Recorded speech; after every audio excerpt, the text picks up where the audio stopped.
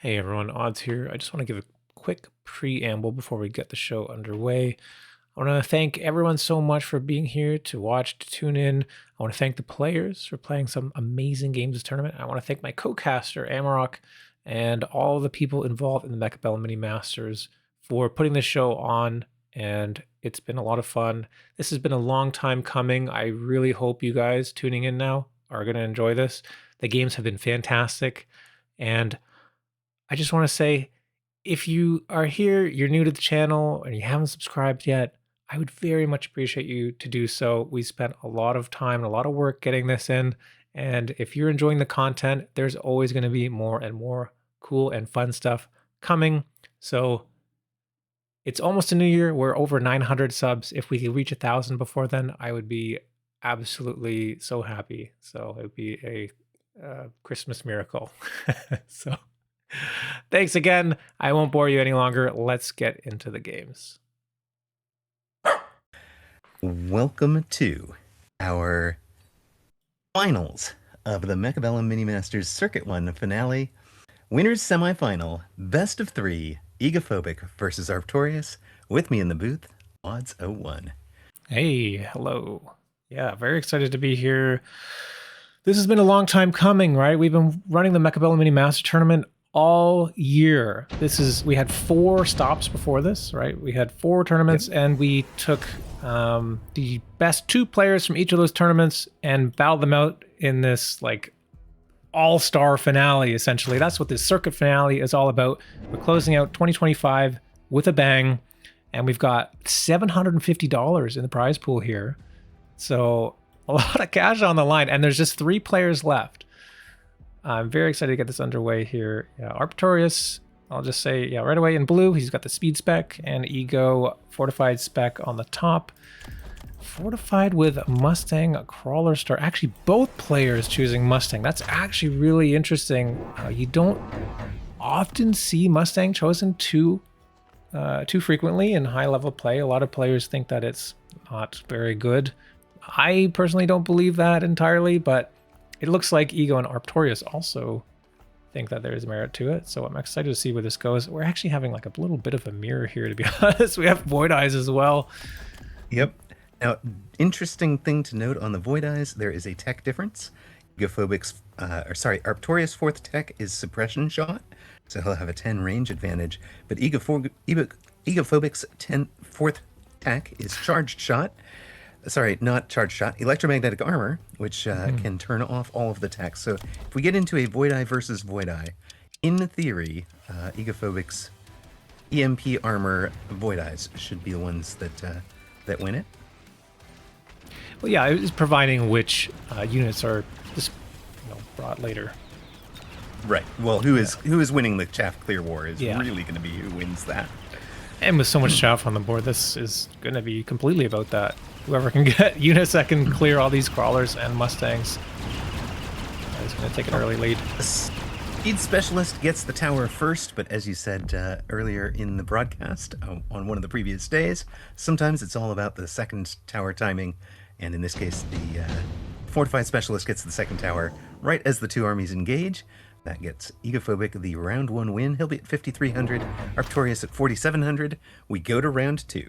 Yeah, speed spec actually playing a bit of a detriment there, right? Because even if the tower dies, like, and they get it first, like you say, having speed, then they move more quickly to the opponent when they pop the other tower or whatever. So a bit of an anti-timing. Intensive training picked very quickly for Arptorious. Very strong with Mustang packs. Actually, but we do see it on level 2 Hound, which is actually going to be really good. That's a chaff clear choice here for Arptorious. No new tech on that Hound, so just classic Hound techs. Not running the new techs. Excellent. Yeah. Missile Strike taken for Ego. He's going to hit one of the packs of Mustangs there. The one that gained most experience was actually the gold damage dealer for Arptorious last round. That makes sense. Good shot then. How are you adding Tarantula? Okay. Tarantula is an interesting choice too. So I was actually thinking a lot of players are going to be trying to play Wraiths right now. Whoa, what is this missile? That missile is interesting. Takes out Hound and a whole bunch of crawlers. And is he just trying to win that side this time? With the tarantula there? Yeah. Ego's trying to take tempo. So he's going to spend the $50 on that. Try and get some... He was killing the... it was a big pack, but it also included the Void Eye, which is really the only threat against that spider. So... It somehow still died, though. Yeah. Well, it did eventually, but it won the side and won the round. Ego at 5,300, Arptorious down to 3,900. So really interesting. I've got the new threat indicator turned on, part of the Season 6 deploy. We get those Mag 1-esque highlights. So if you've not seen that, you can click this little button up here in the top right. And it will show you the 3 that did the most damage in the last round. As you can see from the tarantula not being... It's not one of the best 3 overall. It's literally the best 3 from the last round for each team. Arptorious will be in blue. Our Egophobics will be in red. Yeah, thanks for that reminder, actually. I didn't have that turned on. It's such a great feature. I love that we're having a lot of new quality of life features in the game. There are so many good features in this patch. Yeah, so I want to start pointing out now, so Arptorious is starting to make this Hound staircase, which is, it's pretty common now to see something like this. So we got, blue hounds, more hounds being deployed on the left. Hounds into Tarantula is, I mean, I think it's Tarantula favored, to be honest, especially if they do pick up the HE ammo, which is available. Nice missile dodge there. Make sure to put a deployment in front. Now Egophobic has taken a second tarantula and 2 void eyes on that the main side that he's trying to defend. It looks like that is going to clearly win the round. He's got a couple of hit points left on the tarantula, but he won both his day 1 and day 2 matches. All 4 of his wins came with a void eye backbone, and you can see him building that out again. It works so far. No reason to change that up on the new build. This Phoenix is gonna favor Egophobic as well, I think. Spider with Phoenix is quite good. Very solid comp. He's thinking about it. Arptorious has ranged the hounds while Ego is looking at it. Ego actually skips the Phoenix, takes a Typhoon. I'm not sure about that. I mean, it's a good unit for the board as it is right now, but this board is going to change. Arptorious is going to have to make something different happen in order to stop bleeding. So the Typhoon does the same thing as the Tarantula, but the Tarantula now has range. Typhoon is level 2. Typhoon dies, is going to give more experience because it's level 2 to the units for Arptorious. So I think it's a little bit of a liability. It could work. Like, Arptorious is under 3k. Like, if the game ends more quickly, could be strong, but I don't expect to see that last forever. I think it would be sold perhaps when Ego has enough tarantulas, maybe. But in that case, now he's losing the single target damage while the Phoenix is deployed for Arptorious. Ego also added... missed whatever Ego's second ad was. Did you catch it? No, sorry. Yeah, it looks like there's a second Phoenix on the far right, and it looks like the Mustangs are going to clean that up. So one of the Typhoons got in as well. So Egophobic has won all 4 of the first 4 rounds. Drops Arptorious down to 1685. He's looking in command. Couple good items here. Another intensive. Go ahead. Yeah, just a couple good items here. Intensive, double intensive. Like this, if Arptorious can make it to late game, I think he'll be in a better position. But 5,300 HP is a long way to go. I mean, being on 1,700 is always nerve-wracking, right? Yes, for sure. He'll be throwing down a flank with the hounds and the crawlers on the back right. I did want to mention one of the new features that is available to folks. As you see, Egophobic has taken flying for his Void Eyes, getting them up off the ground to try and finish here. One of the new features is redeem codes, which you can find in the top right corner here. the reward code setting.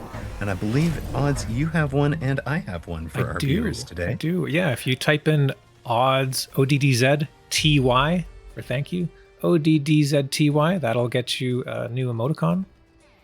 And TY Amarok, TYAMAROQ, will get you another gift as well. So happy holidays from the two of us. Thank you all so much for joining us and for watching. Yeah. Really appreciate you guys being here with us. Okay, this missile is going to do... It's not going to kill the Phoenix because it got pumped to level 2. So nice play from Arptorious there, recognizing that's a weakness. That is one I'm always looking for. If a missile is up, I'd love to throw things up to level 2. Great lock on that spider on the top right because of the pull. And gets through to the tower on the right. Nice job. The flank pull, as you said, really slicing open Egophobic's formation. The shields survive. Arptorious at 1,700. He's just taken 1,300 off of Ego. So 1,700 to 4,000. We got a game going. 6. Now, we can throw down some EMP to harm those bubbles, bring them down to 5,000 hit points.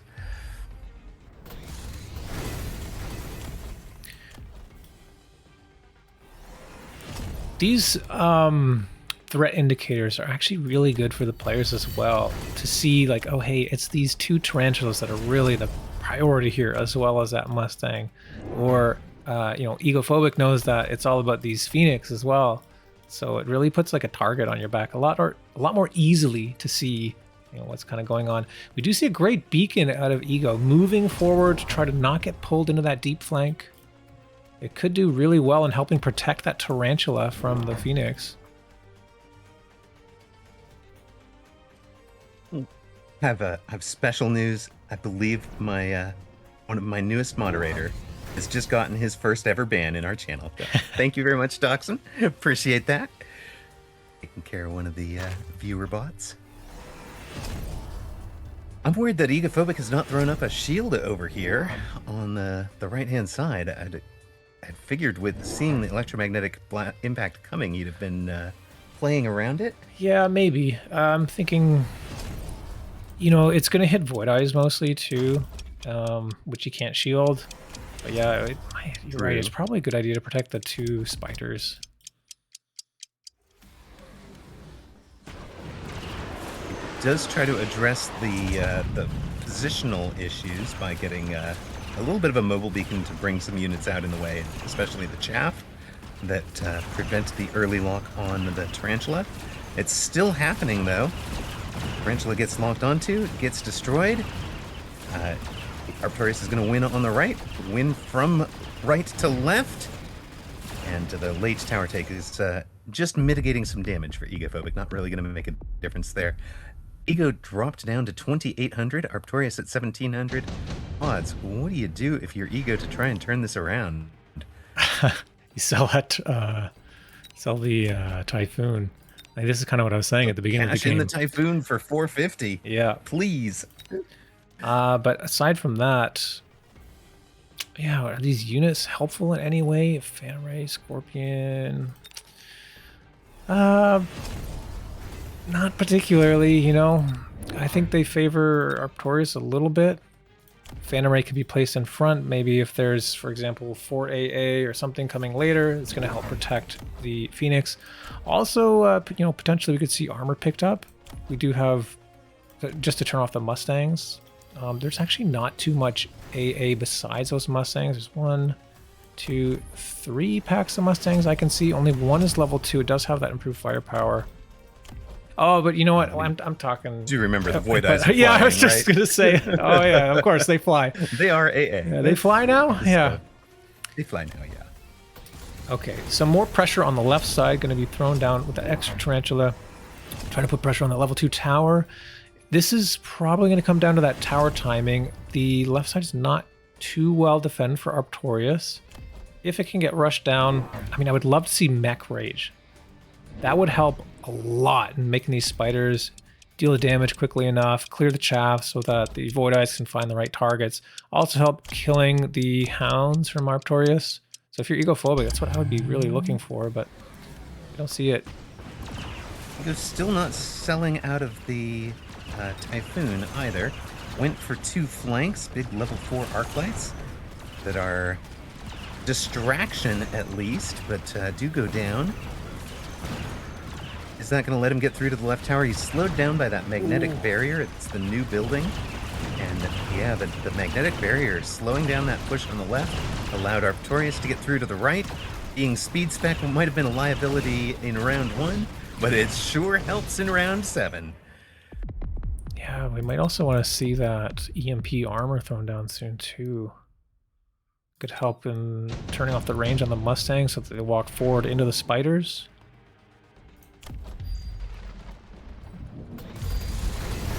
And of course, it's a spell round. A lightning storm for both players.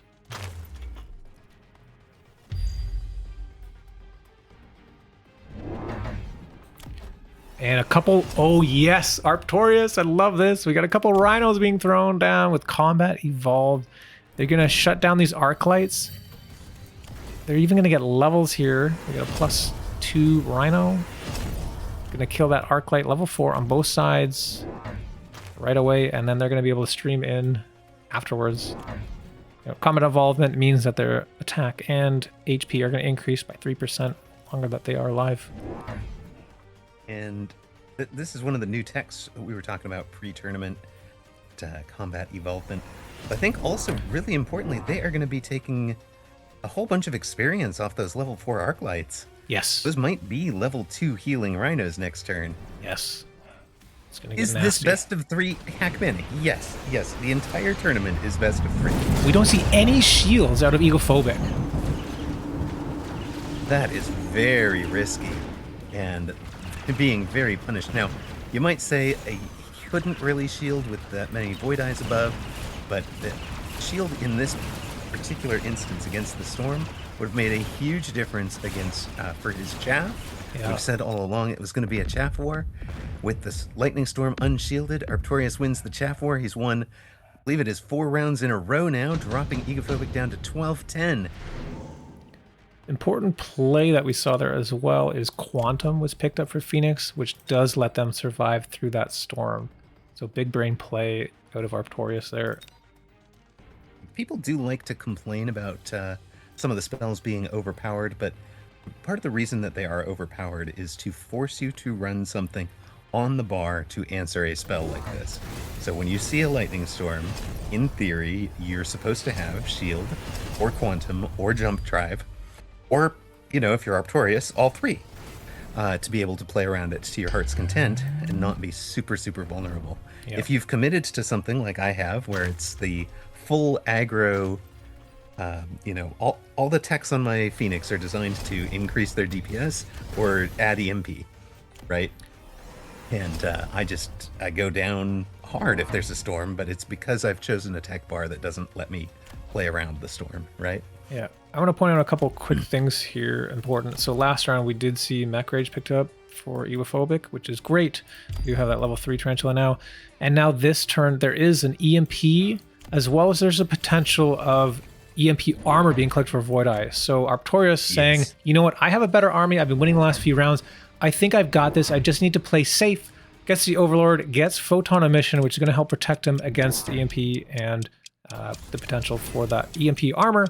However, Charge Shot is chosen instead, which is a bit weird, I think, because there's not really a whole lot of units here that have high HP, but we'll see how that turns out. Will help against the Photon, as it turns out. Also going to help a lot against the Rhinos and the Phantom Rays. It is the answer for the Rhino, you're absolutely right. Oh, tower timing just barely on the right, gets taken first. Left side was a level 3 tower from Arptorious. That just gutted Egophobic taking that side. Arptorious wins the round, but not the match. Ego's going to be down to 800 hit points. We go to round 10, my friend. Yeah. What a way to start a night. Let's go. I hope all the games are this good. Yeah, it was very fortunate to take out that boat near the end there. We've got missile strikes for both players.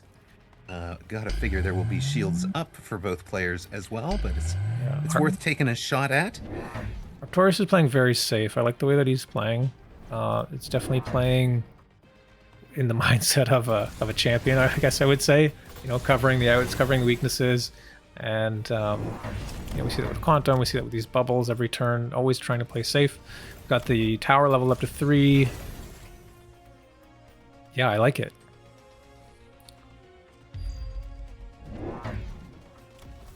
Egophobic has finally sold out of the Typhoon and one of those level 4 arc lights to try and cash back in onto the main board. But We have it that doesn't level 3 saber, or level 3 sledgehammer on the top right. Added to that flank, slow things down even further. Blank. I love it. Goodness.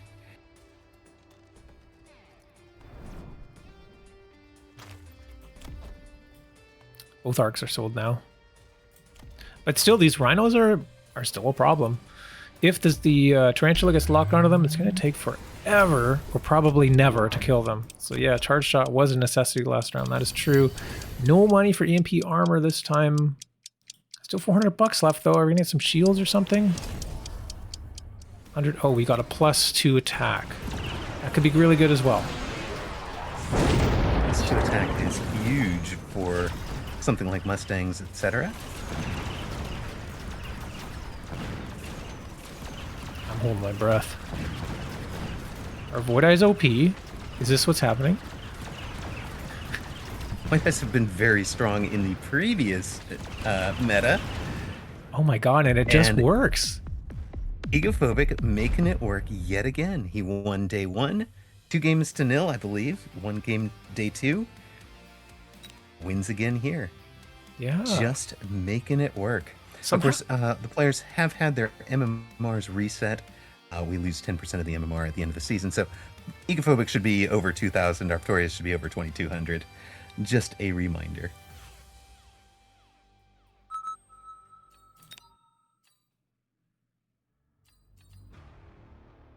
I believe my volume might not be correct on your channel, just so you know.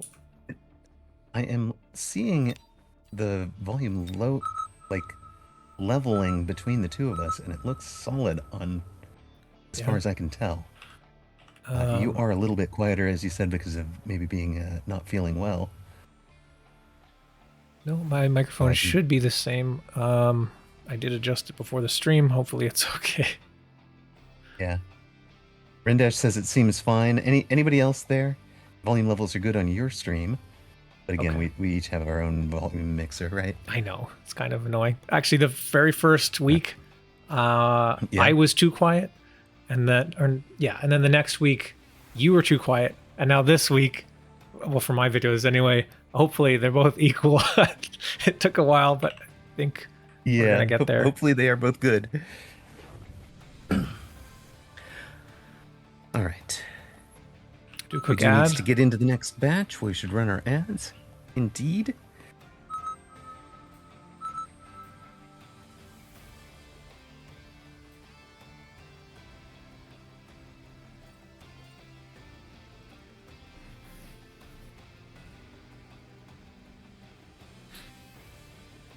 Thank you guys in the chat that are still here and can hear us through the ad. Yeah. Your support is very much appreciated. Yes, thank you guys so much for the many subs, gift subs, etc. Really do appreciate you guys. Again, we've said it many times, but could not do this without you folks. Egophobic is ahead 1 game to nothing. Those Void Eyes look unstoppable. Can Arptorious turn it around? Yeah, it's kind of interesting because that was kind of the meta for a while, right? The Void Eyes. And that last round, like, I didn't expect it to swing so heavily in one direction. It was pretty close the whole way. Arptorious had tempo, but I'm not even 100% sure what happened there. The plus damage definitely helped. And did you notice anything else that was like really what sealed the deal? It to me, it just felt like all of a sudden, Ego won the chaff war. right? Yeah. And that might have been. Did he tech something that I missed on that last turn? Like that might have been if he teched. What do you call it? The mech rage, as you were saying He had on that mech last rage. round He had mech rage a few rounds before. from previous. And HE and range already. Like I didn't see any tech difference on the fighters. Right. It could have been because there was no spell or whatever that turn. Right. Eight he lost with the spell and had taken mech rage on turn 8. Huh. Just FYI, when we start the game and you bring us in, just do it like a couple seconds after it starts because I'm not 100% convinced that our times are exactly the same. Oh, I see. I've just been figuring you can pull the audio to whatever video you need. So, like I usually do mismatched audio and video. Welcome to game 2. Egophobic Farside Red ahead, 1-0 in this semifinal. You've got Arptorious near side in blue, looking to avoid a red scare of 94, at least so far. He'll need to win 2 games in a row against Egophobic and those unstoppable Void Eyes to do it. Arptorious taking a training specialist with Hound and Steel Ball. We saw that he loved the training specialist, or took intensive training a bunch 2 times in the last game when offered. Egophobic, a Rhino specialist, and also starting with Hound and Mustang. So Egophobic very much liking the Mustang starts right now. If not presented with the Void Eyes. And one of the things that has changed here is you should be getting more variety in your starting packs, because one of the changes for the Season 6 deploy is guaranteeing that you have, well, basically that you don't see the same 200 cost unit or the same 100 cost unit in more than 2 of your 4 starting packs. So in theory, you should have more variety to choose from. In practice, sometimes not so much. Hey, it's a theory thing. Yeah. No, I think it is a definite general improvement. It does solve some cases where it's like, okay, well, I've got 4 packs of Tarantula, so I guess I'm playing Tarantula. So at least that doesn't happen anymore, which is great. Yeah, that was a very frustrating meta to be stuck in. We're gonna have a Hound off on the left-hand side. We've got a level 2 Hound. We talked about that in previous casts. How big of a difference that makes in terms of the crawler clear.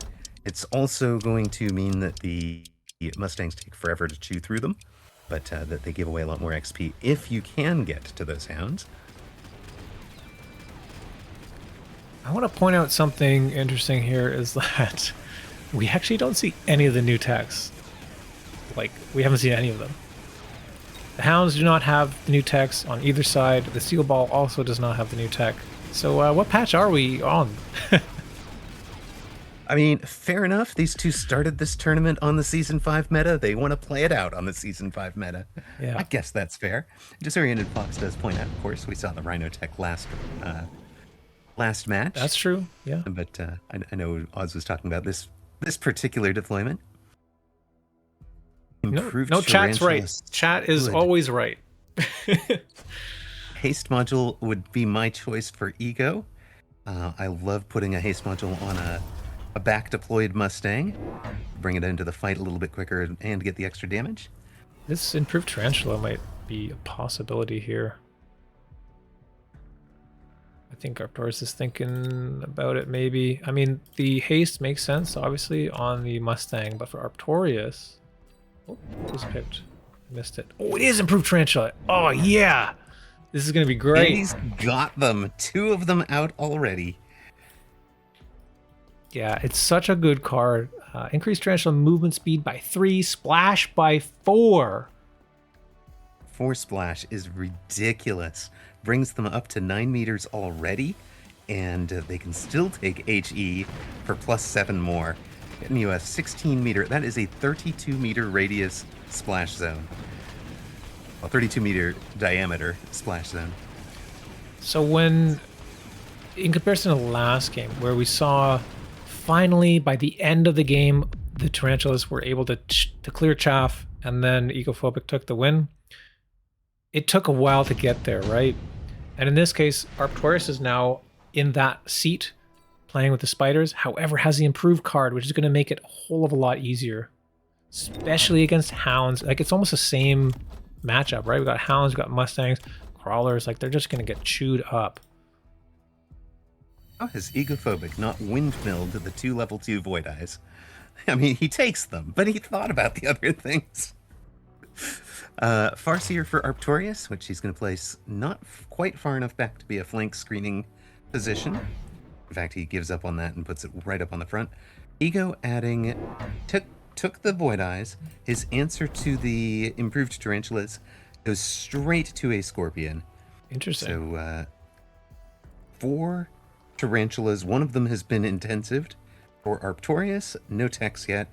1 Scorpion to deal with all of them. I don't even know if it's going to deal with the level 2. That thing's got almost 30,000 hit points. It's going to take 3 shots. 9 seconds after you get a lock to bring it down. That's true. 9 seconds is a very long time. We do, yeah. I think that the Scorpion is maybe in case we're going to see more steel balls and stuff too. But we are seeing sell out of them already. Arptorious says, I don't need the balls anymore. I just need spiders. All I need is spiders. Does in fact have AA on Tarantula as well. AA, Mech Rage, HE in range. That's all you need. You can just spam spiders. Improved spiders going to make it that much easier as well. They're going to get more experience. They're going to clear more stuff.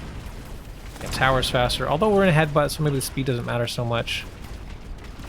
It still affects the rate of fire, right? Well, I guess the speed. The speed is just for closing on whatever you need to close on. Mm-hmm. But I was thinking of Mech Rage in terms of the rate of fire.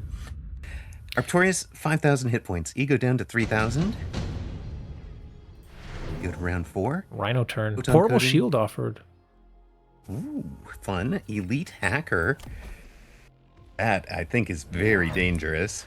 That would be a all-in on Hacker if Egophobic were to take it. Hacker can be quite good against Tarantula, though. It really is. I remember back in the Dev Pro tournament where it looked like Steel Sane was going to run riot with tarantulas. Nobody had an answer to him. He ran into Zemp. Zemp threw down the hackers, and immediately Hacker became the meta answer to tarantula. Because Steel Sane was making them look amazing, and all of a sudden Zemp just stopped it. This game, for sure, I agree with AWM, is looking rough for Ego. That Rhino is on the right side, going to make its way to that tower. However, the missile is placed intelligently to slow it down at the very least, and it is a level 2 tower. It takes a couple punches from that Rhino. Should hopefully buy enough time for these spiders to clear the left side, but this portable shield on the Scorpion is going to help keep it alive for much longer. We see that Phoenix picked up for Arptorious as well, now getting that single target damage, so all the rolls are kind of picked up here, right? We have Chaff clear, we have single target damage.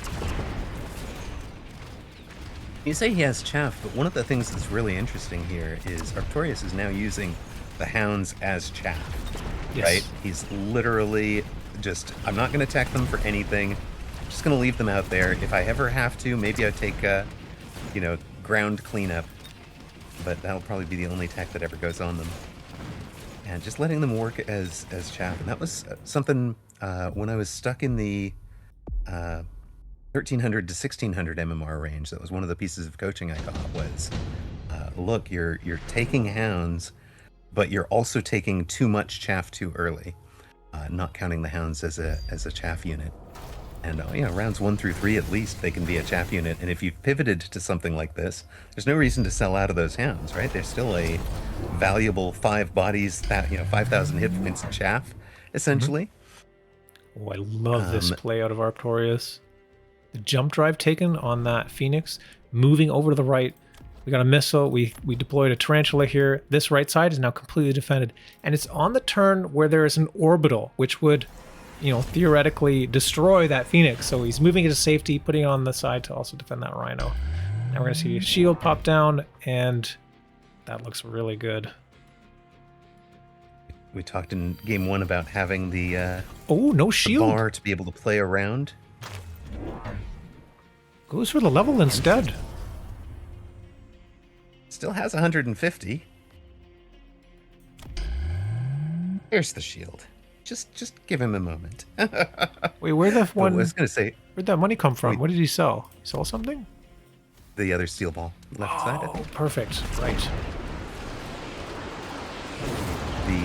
We talked in the previous game about having options to play around all the various spells, etc. And Arptorious showing the value in having different options. Also able to use his Phoenix for sneaky flank plays and then pull them back when needed. Not needing a sneaky flank here. He's got Egophobic down to 1,300 hit points, very much on the ropes. Minor correction there. It was the Farseer that was sold. The Seal Ball was sold Farseer, earlier. I see the steel ball was the previous round. Yep, got Unit it. drop here. We got Wraith Saber, Typhoon, and Phantom. What can Ego do in order to save his bacon here? Sabers could maybe help. I don't know. Yeah, okay, goes for the Saber. If we get locks with the Saber on the Tarantula, it will be good. However, the chop clear from Egophobic leaves some to be desired. Arptorious recognizes that, builds 3 crawlers. Yeah, because if he can't get locks with the Saber or the Saber or the Scorpion, his Tarantulas are just going to completely destroy everything.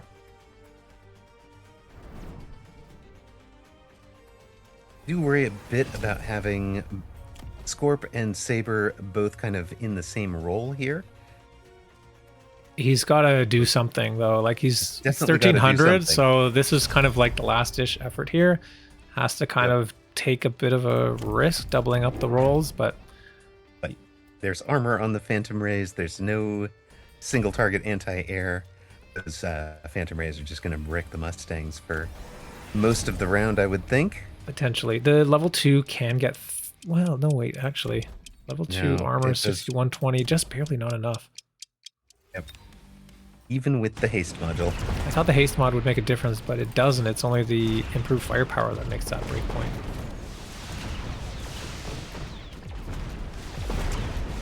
Oh, right side is actually going in Ego's favor here. Will he get the tower take in time to bring down the Phantom Rays? No. Arptorious is playing a No, bit too apparently not. safe, leveling up that tower to 2. Huge damage here. This might be game. It's just under, isn't it? Yes, 56 hit points and a dream for Egophobic. Of course, Ego is ahead 1-0. We are in the winner's semifinal. So, winner of this one advances to the grand final. The loser has to face a Red Scarab. Egophobic ahead 1-0 in our best of 3. Electromagnetic blast down for both players. Big blast. Yeah, That'll turn off the armor on the Phantom Rays. Exactly. Yeah, so I think this does favor Ego a bit. As long as he remembers his shield. Please shield.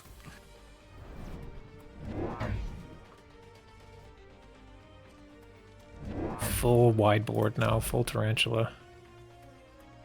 Yeah, improved Tarantula is so good. Oh yeah.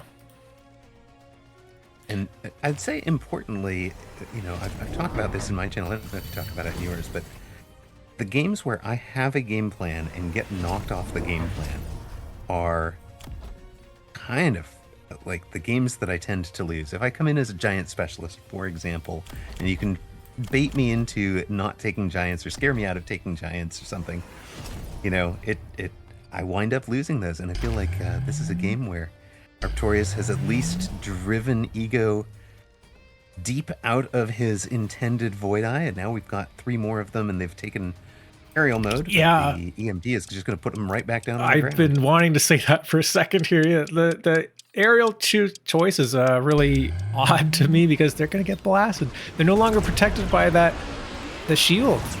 Now they just go down.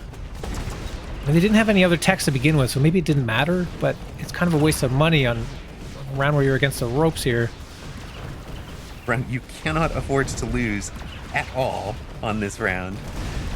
Now, maybe he was saying, I'm going to play that in case opponents didn't take the EMP, but yeah, that just did not work. They get bumped back down to the ground. Arptorious, a thumping big victory. We get a game 3, my friend. We do. Yes, looking forward to that. We're going to go all the way. Today we're going to have the full gamut. Mathematically, we could have 10 games.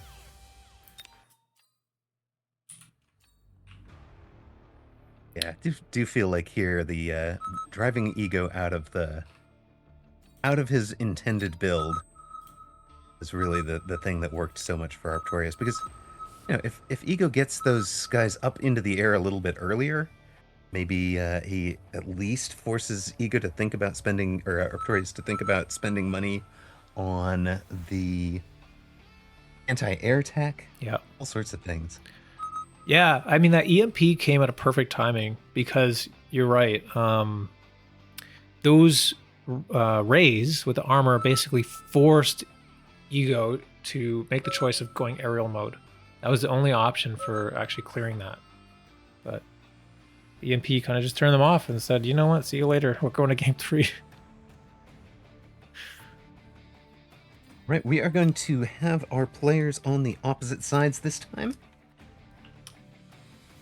Who's the host? I know, right?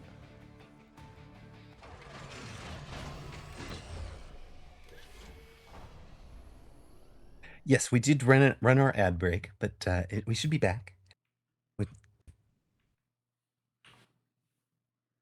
Yeah, we got about a minute 20 until the game starts, so we're good. Hackmanic wants to know the rules for a disconnect. I mean, I think you'd have to ask Clint Leetwood that one for the clarifications. I think he is currently streaming. If you wanted to ask that in his chat, I don't know for sure. It's probably up to the yeah. Direct that chat to the tournament organizer. Whatever we do will be done in the fairest way possible. We do want more than anything to have the most games, the most fair games. Yep. If it's a disconnect at the start, we have historically restarted the game. But if it's after a couple rounds in, that hasn't actually happened yet, thankfully. Yeah. Knock on wood here. Yeah, let's not commentator curse this one, shall we?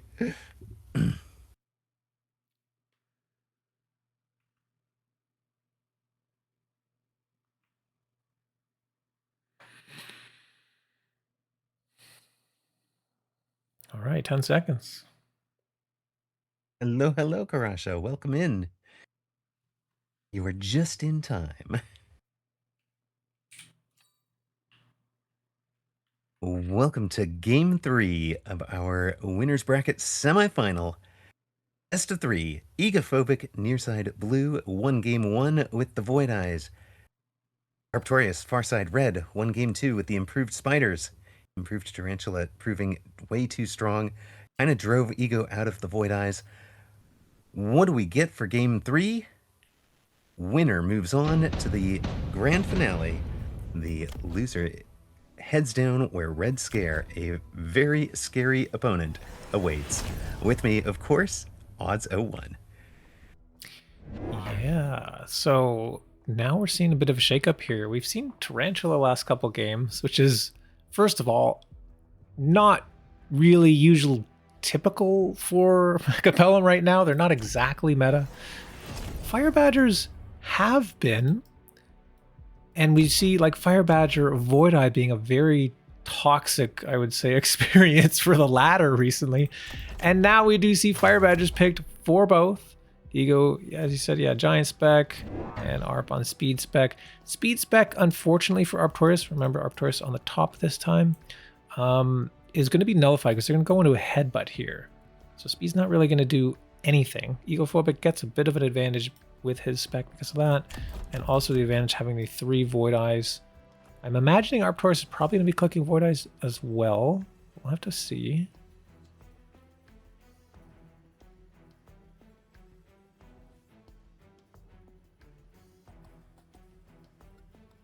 It's taking time. Interesting. We've got very similar tech bars, basically the same tech bar on the Fire Badgers for each other. Egophobic, I think, is in what you would consider his wheelhouse with the Fire Badger Void Eye start. This was the dominant end of Season 5 meta. After we saw Egophobic do well with it in the Mecha Mini Masters, and we saw players using it in both Mag 1 and weekend tournaments. Then Rooster did a video on it, and all of a sudden it was all over the ladder. But I think you can somewhat credit Ego for the popularity of this one.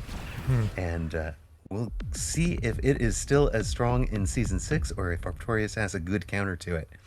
Round one goes to Ego, the master of this build. 4600 to 4100, round 2. Ooh, Assault Scorp is offered. That could be maybe something. Rhino Assault also offered. Could be good too.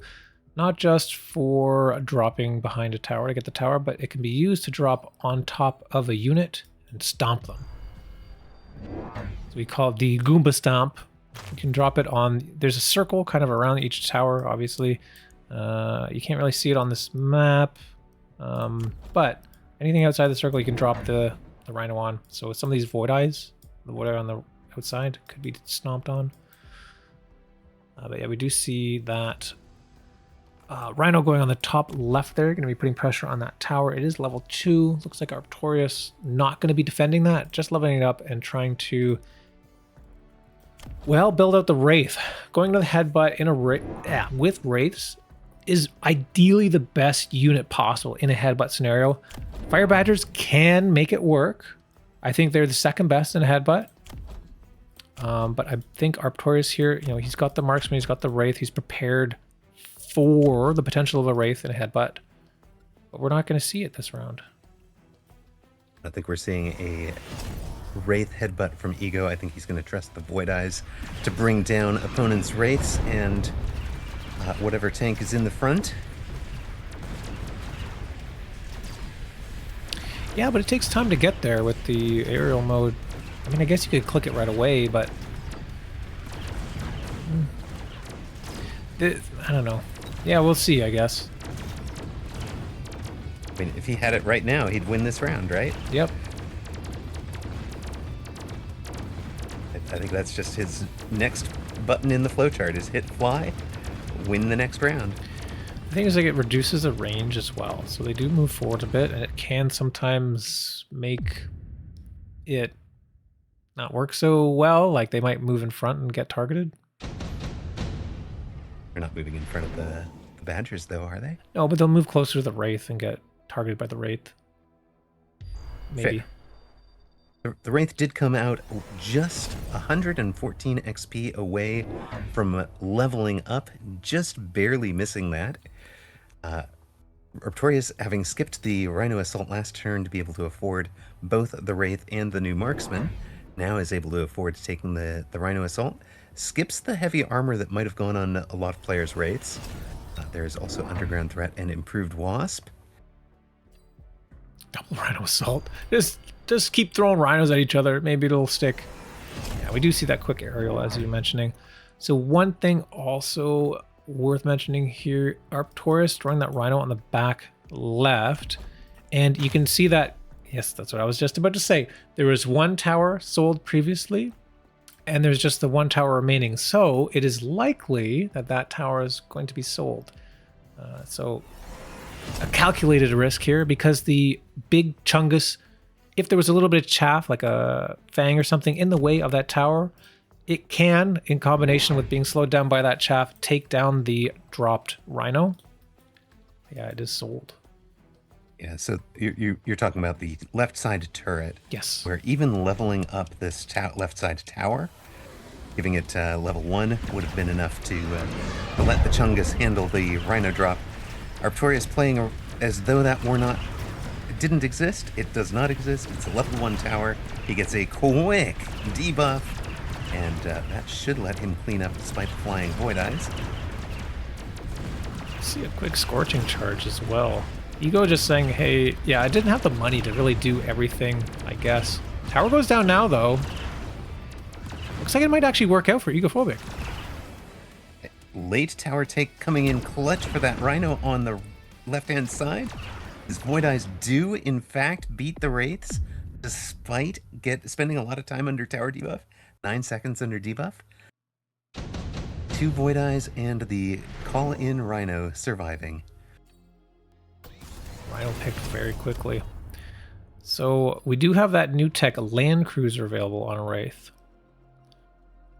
which is a very strong tech, but I think it's a very strong tech in Standard when the Wraiths are far back. I'm not sure that it's super good in the headbutt here, because it does slow down, I believe it's the rate of fire, right?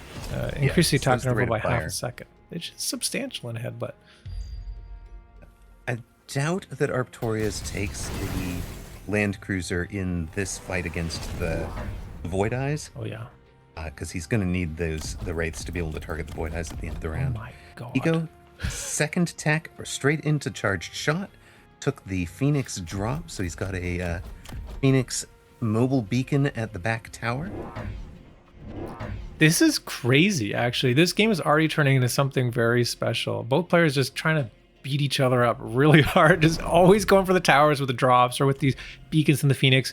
And then, very cool play here. We see 3 Rhinos deployed for Arptorious, which are going to just walk through the fire. However, we already have a quick charge shot on the Void Eye, which are going to deal with those Rhinos no problem.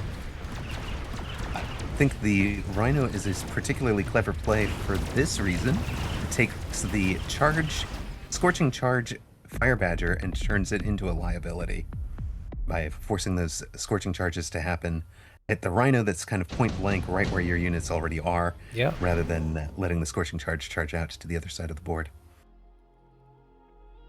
I think I'm liking Egophobic's position here. I don't know if these Rhinos are gonna scale. Right, we got the charge shot already. They're giving more levels to these Void Eyes. But I mean, if things, I don't know, it's hard to say. The Wraiths are king in headbutt. The Wraiths should have the edge, and the Rhinos should, you know, live through the fire. Like, but it's really hard to say, like, what's going to happen here. Void Eyes are also very, very strong. Arptorious has taken the Wasp to protect against both the Wasp drop and the Phoenix flank that he knew about.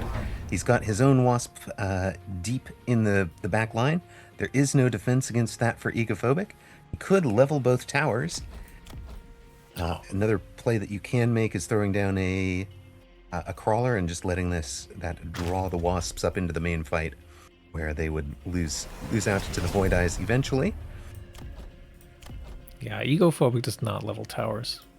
That's one thing that I've learned in this. Arptorious plays very safe. Look, 2 level 2 towers already. Even has a Wasp on the right side there, just in case the Phoenix was not sold. Has the Fang on the left too. Just like very safe, very well calculated play. And then Egophobic is just, you know, in your face, goes as fast as he can. No regard for defense. You know, strong offense is a good defense, right? But it might come and bite him this round. I think that phrase goes the other direction, doesn't it? The best offense is a good defense. Wait. I don't even know anymore. Best defense is a good offense? Well, you are absolutely right. He does nothing to protect the towers, just tanks it and wins the Yeah, it doesn't even matter. round anyways. Ego at 4,300, Arptorious down to 2,400. Yeah, it doesn't even matter, right? What are you going to do to turn this around, Arptorious? Elite hacker, but it was skipped. Yeah, I don't know. There's not enough fire badgers. I like elite hacker against the scorching charge. It's quite good, but he's already trying to solve that with the Rhino. I think Arp needs a way to protect these wraiths. It does have floating artillery right now, and I mean there was that Jav last round too, so that does help a lot, right? Right. Double jab on hitting the level 2 Wraith, the level 1 Rhino is pretty brutal. Yeah. We might need to see Wasps soon to help protect these Wraiths. We've already got them unlocked. We've got one deployed in the back corner. Yeah. It's just a bit too far. We have underground pickup, which will help protect them against the napalm on the ground. Ooh, there we go. We have armor on Rhino, increase health by 50% and block 60 damage. So now they're basically immune to the fire. They only die to the Void Eye. Except it's been Control Z'd. Oh, gosh. Well, thinking about it.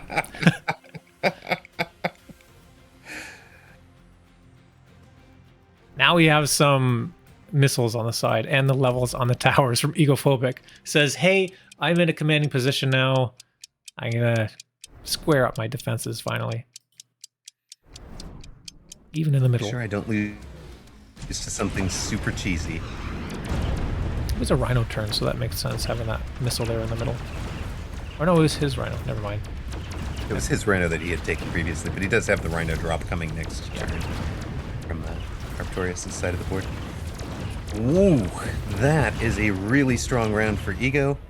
Winning again. The Rhino drop not really even important in the tower take there.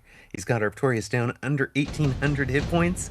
He's looking to book his place in the final. Yeah.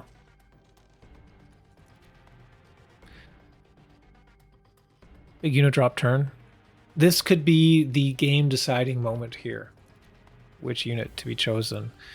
As Arptorious, what can we do to get back into the game here? The only thing here that shoots up is the Farseer, or, I mean, I guess Tarantula with AA. I believe he does run AA. He did run it in a previous game. Of course, they can have changed their bars between matches. Egophobic takes the steel balls that answer the Rhinos pretty well. So I think he had those covered. Here we go. Okay, so Egophobic says, I know what will save you. The Wasps. This is like I was saying last round. Get Wasps, get an Energy Shield, put them in front, protect your Wraiths from those Void Eyes with the charge shot. And already, Egophobic has thrown down the Mustangs in response, or in intended theoretical response, right?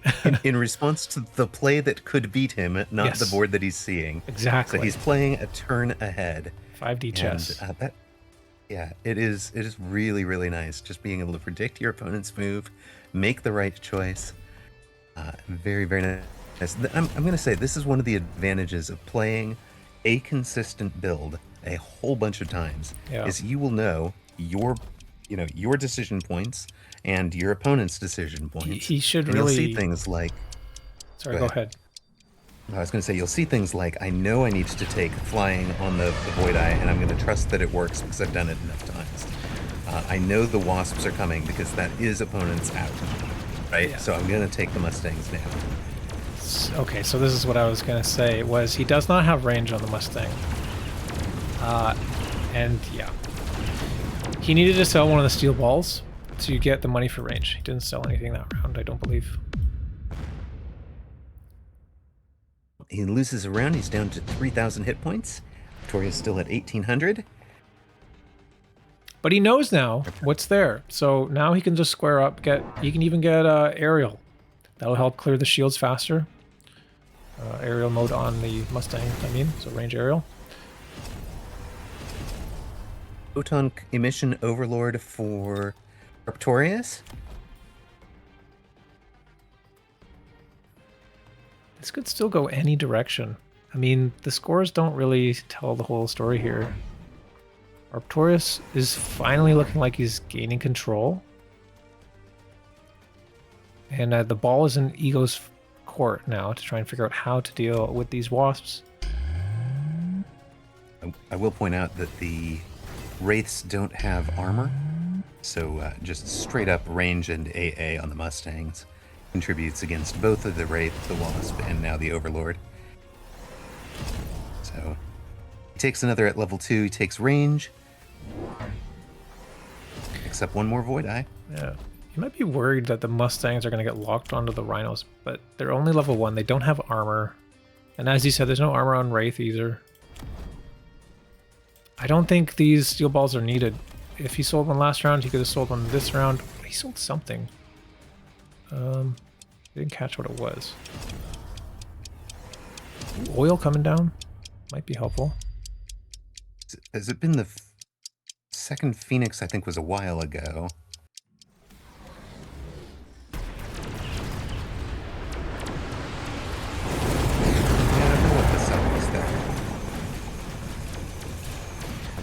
So these crawlers with the photon are going to be able to also get through the fire here very easily,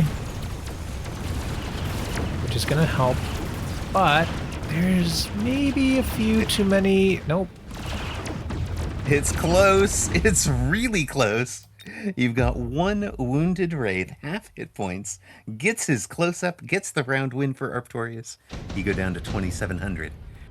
Arptorious at 1,797. Tied at 1 game apiece. Level 3 sledges are offered. Could be a possibility. Sometimes you can throw sledges down, throw like field maintenance or something, just as like an annoying unit to get through. Also doesn't die to fire or anything like that. Javelin is up. That's going to be a juicy one. Right through the Overlord. Both players took the Phantom Rays. And Ego is going for a mobile beacon tower take with the Phantom Rays. Arptorious looking prepared though. Just finally building out the whole rest of the board. Left side there. Got But Ego taking anti-air on the Mustangs. 2 more Mustangs at level 2. Does finally start selling the steel balls.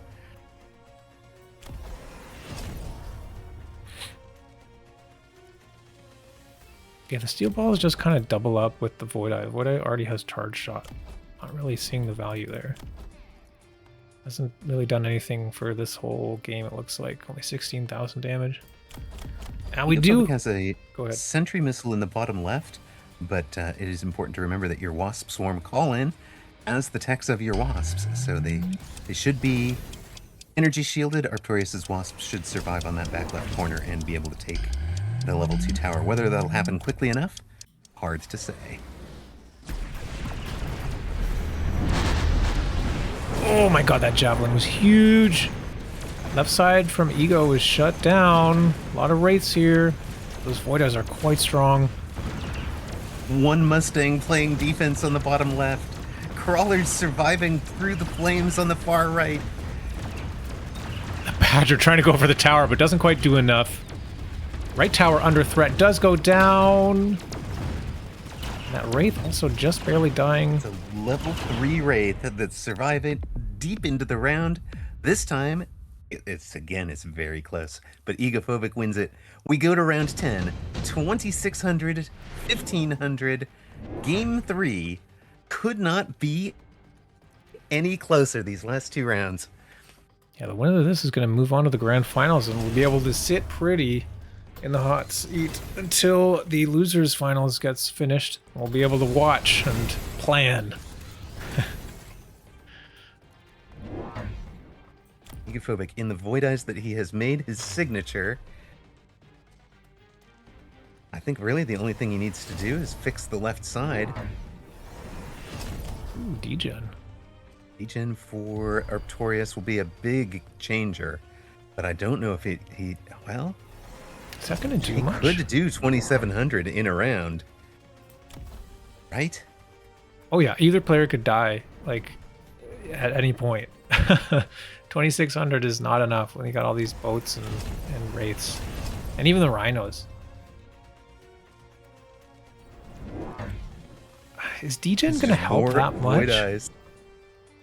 I mean, it's a 40% reduction in speed, 20% reduction in attack, and extra damage outbound by 30%. Maybe it does not mitigate. I mean, it's not mitigating a ton from the Void Eyes, right? It slows down the charging shot too on the Badgers. I don't know. We'll see. It could be enough to put him over the threshold. Like if he's only just barely losing, it might be enough. We do see Napalm quick pick there. A late pick maybe from Ego. Throws more fire on the ground. That is going to help a lot against these later arriving crawlers. But again, they're under Photon. They're under the degen beam. Ego did fix the left side. Arptorious taking the right side to tower, but doesn't even get it. Down to 650 hit points.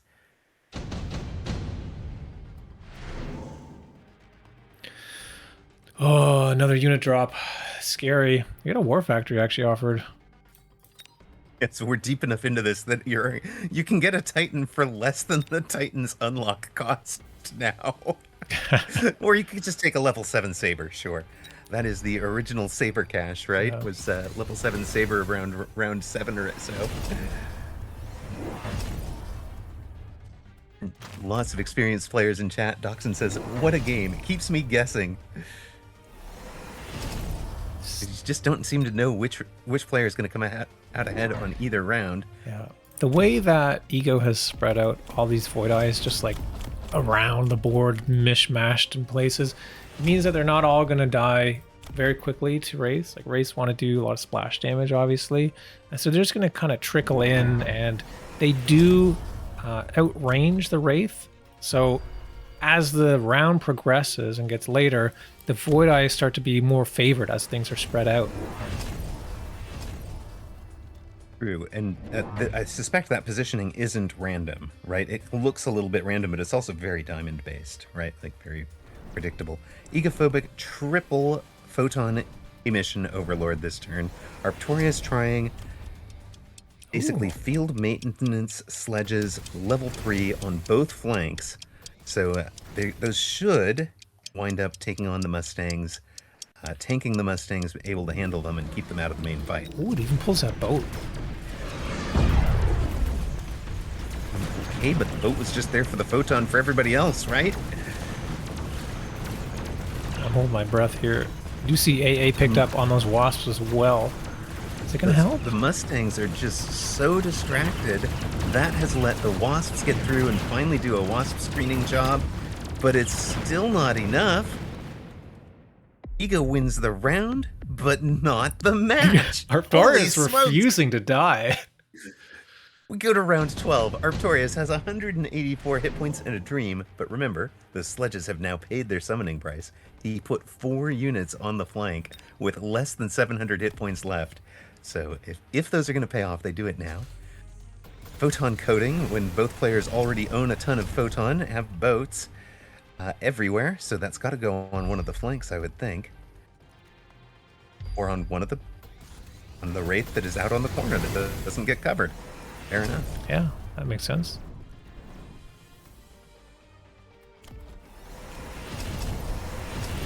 Really well predicted oil here, eh? But it is going to light, so it doesn't really matter. It's not going to slow things down. It doesn't really have too much of impact. We do have +2 defense. Like, these crawlers are getting through fire. They do eventually die before the tower, but they do their job mostly. And we do see more Wraiths at level 2 being picked up. Both players dropping the oil. Arptorious trying to use it to hit the back line here. They hit a bunch of the Mustangs. I love Get it. one of these fire badgers to light it up. But I think that won't light until next turn. Well, it might actually light due to the scorching charge this turn. That's what I'm thinking. Well, napalm, or because the crawlers are getting in. Well, it's going to be behind them though. I don't know. It could light, it might not. Oh, you're right. The crawlers on the right side. That'll do it. That'll do it. The crawlers on the flank aren't going to do it. Yes, they will. Yeah, it's going to get napalmed. It'll be... Oh, one of them did turn. Okay. Yeah. One of them did turn. Ego's answer to that flank was just to drop 2 level 2 packs of 3 Void Eyes. And that is enough to handle the sledges and get the Mustangs turned back around.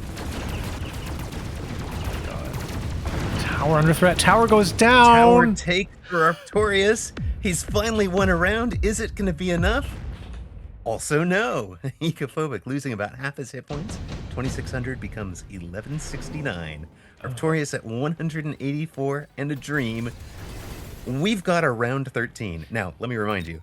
In a weekend tournament, round 13, you would see something say final round on ladder, and in a custom game like this, we are going until one player has 0 hit points. The unit said, I'd be so stressed playing this board on either side. Yeah, Fair. that's what I'm thinking. Like, both players must be sweating buckets right now. No oil this time. We'll see if Egophobic's defenses will hold with the Mustangs finally where they're supposed to be. And this is the third javelin we're getting because we're on round 13. This has been the most impressive javelin in like all of Mechabellum being used so often. 3 times, like, incredible. That is a value. Well, I mean, it could come back, right? If we get around 17. No. You don't see around 17 in our future. I don't think so. It's gonna end this round. This is it. Where did that... Okay, the super heavy went on that level 4 Wraith. Then we got 166,000 HP on that Wraith. Quite good. I'm surprised we didn't actually get the super heavy on this Sabertooth, because the Wraiths and stuff were kind of jammed up on that Saber for a while. It could have done a lot in helping protect this right tower. Slowing things down enough that the Void Eyes can clear the rest. I wonder if this Jav is in the wrong spot. It is hitting a photon Wraith that will actually survive it. Takes it. So that thing, maybe Ego is hoping to just kind of clear the outside edge there. If you can take advantage of the fact that it's wounded, but that thing is not down. It is still doing the business. It does go down though, and that is GG's. Ego able to protect his far right tower this time. Finally does legit real damage. 1,200, 1,400 hit points to Arptorious. Egophobic, you are through to the finals. What a game. What a series. Well fought by both players. Ego winning the first game. Arptorious coming back and making it look easy in game 2. Game 3, a nail biter. Odds, what's on your mind now?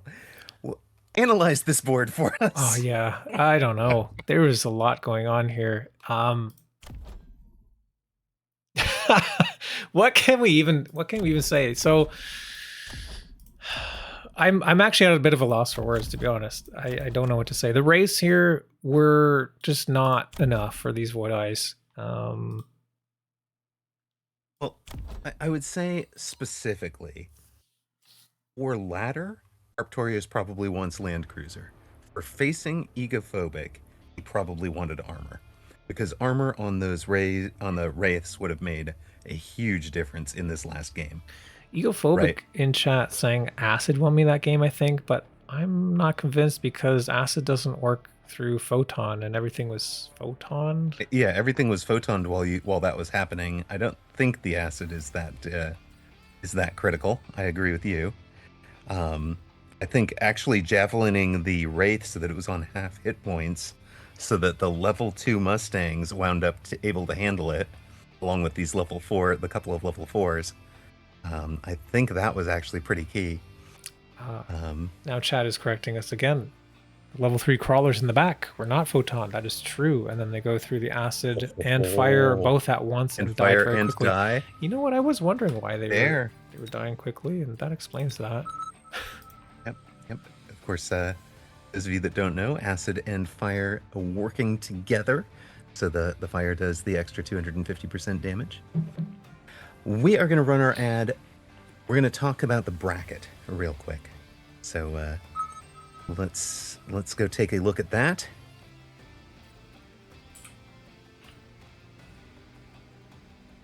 Not that, not the behind the scenes. Where did I put the bracket? Oh my goodness. All right, guys, I have hidden the bracket. What have I done to myself here? I've got it up here on the stream, on my stream. We have, Arptorious against Red Scare. Obviously, Egophobic on the way to the grand final and awaiting in the grand final. We're going to have another best of 3 here. And the winner of this is the loser's final. So the winner will move on to the grand final again. We could even see a rematch, Arptorious versus Egophobic. Either final will be a guaranteed rematch, since Ego and Red Scare met in day 2. Ego and Arptorious met in day 3. So 2 players that Ego has previously beaten, now facing each other in the loser's final for the right to take on the Void Eyes. Best of 3 here, best of 3 there, and remember there is a bracket side. If the loser's side wins the grand final, that will be a sudden death best of 1 match.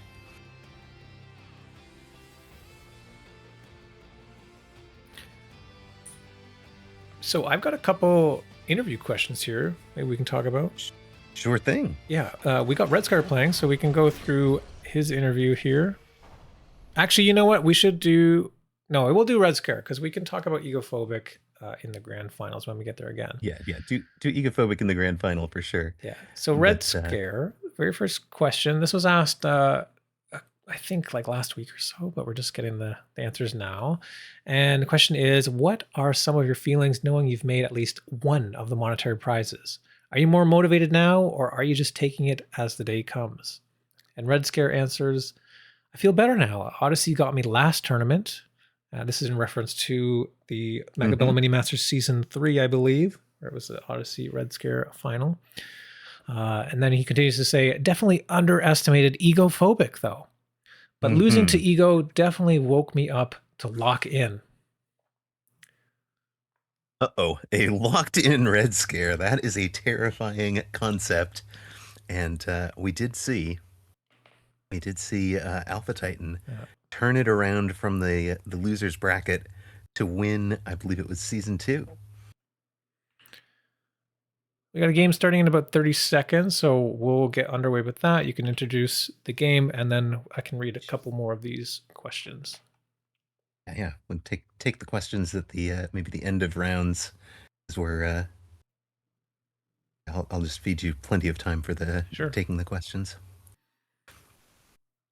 And welcome back to those of you that saw ads. Appreciate you guys supporting us. Welcome to the Losers Bracket Final. Red Scare of 94, Arptorious. Both of these players have lost to Egophobic in this tournament. Both of them looking to make it to the grand finale for a rematch. Red Scare near side, marksman specialist, Tarantula and Crawler. As Odds was saying between matches, he says losing to Egophobic was a big wake-up call for him. He underestimated Egophobic. Now he is locked in. Arptorious on the far side, supply specialist, with a Sabertooth and Arclight start on this gorgeous Christmas holiday map that is part of the Season 6 I guess content package. With me, Odds01. Hey. Yeah, I'm loving that we can see these new maps too. It's pretty fun. All right, so to the game, we have Red Scare with the marksmans. Oh, you already went over this. Never mind. So, Tarantula versus Arclight. Now, I favor Tarantula compared to Arclight. I think, there's that new tech. We actually do see it here on Arptorious's bars, Shockwave. It's supposed to help clear chaff in the later game. So if you have too many crawlers or whatever, sometimes the Arclight suffers a bit in late game and you need to kind of supplement it with additional chaff clear. Oftentimes, having Mustangs or something with it is enough. The goal here of Shockwave is to help that late game Arclight chaff clear. However, it has a static amount of damage, which does not improve with upgrades. It's only 82 damage to enemies, and that is that. So if you get underground crawlers or something like that, it really does tickle them, and it doesn't seem worth it to a lot of players, but maybe we'll see it this game. Maybe Arptorious has figured something out. You and I talking about it in the pregame both thought this tech was the tech. I haven't even unlocked it after playing with it on the test server. I just think it is way too weak right now. So I'm really intrigued to see if somebody at Arptorious's quality can make me a believer. Yeah, I thought it was cool on this test server, but I only played it because it was cool. I didn't actually play any serious matches with it. So yeah, I mean, Arptorious thinks it's good enough to bring into the losers bracket finals here on a money game. So maybe you know something we don't. It'll be cool to see. Now, it is important to remember that things like a haste module that increase ATK it sounds like those items shouldn't increase anything other than the base attack. They actually do increase damage from something like Shockwave, from a fort's anti-air barrage, all sorts of things like that. So you might see items used on Arclights a little bit more with Shockwave to try and increase the damage output there, if you really cared about it. And here we see a pivot. So Red Scare saying, All right, we've got Sabers on the other side. Saber's very good into Tarantula. Gonna start selling out of them. Gonna go into, looks like Arclights, which honestly... With Shockwave. Oh, yeah, that's weird. Range, Both elite... players have power. the same bar. Elite doesn't increase the shockwave either. Interesting.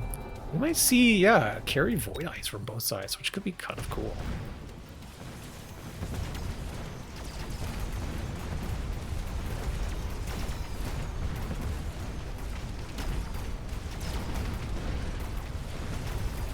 Somehow those wasps do manage to clear the fangs and get on that tower. That's pretty lucky.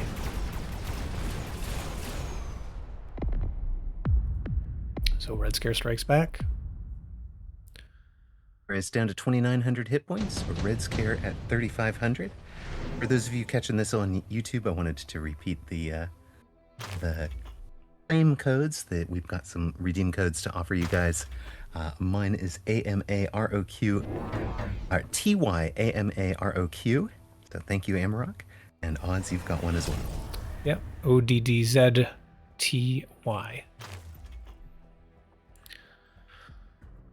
All right. Odds, thank you. Thank you, Amarok. There you go. Incarce is dropping a list of them in chat as well. The Twitch chat, not the YouTube chat. You got to make sure you get on that YouTube video and leave a comment with all those. True. Stormcaller's for Red Scare, so he just wants to sit back and play Standard. Apparently, this is the agreement to play Standard round, because Arptorious taking them as well. They've both also picked up the Sledgehammers from Drop, pair of level 1s. Yeah, we're seeing a very different game compared to the last ones that we saw. Both players, yeah, this is super standard. We got Marksmen, we got Arclights, we got Sledges, we got Stormcallers. Next we're going to have, I don't know, Raiden maybe, or Sandworm. It's just going to be standard fest. That Saber being sold too, actually. Knowing that the Tarantulas are being sold and saying, okay, I don't need these anymore. I've scared you out of your chaff clear. I've got the mirror. Yep. Of course, this does not prepare either player for facing Egophobic. They just have to make it past each other for the rights to that rematch. One game at a time. If you think too much about the grand finals, you might not even make it there. So, yeah, I was gonna say, if you're thinking about that, you're not making it, because neither of these players is somebody you're gonna beat without your full concentration. Love the little presence underneath the towers in this view once you get zoomed in. So I got a question here I can read from Arptorious. So, all right. Same question.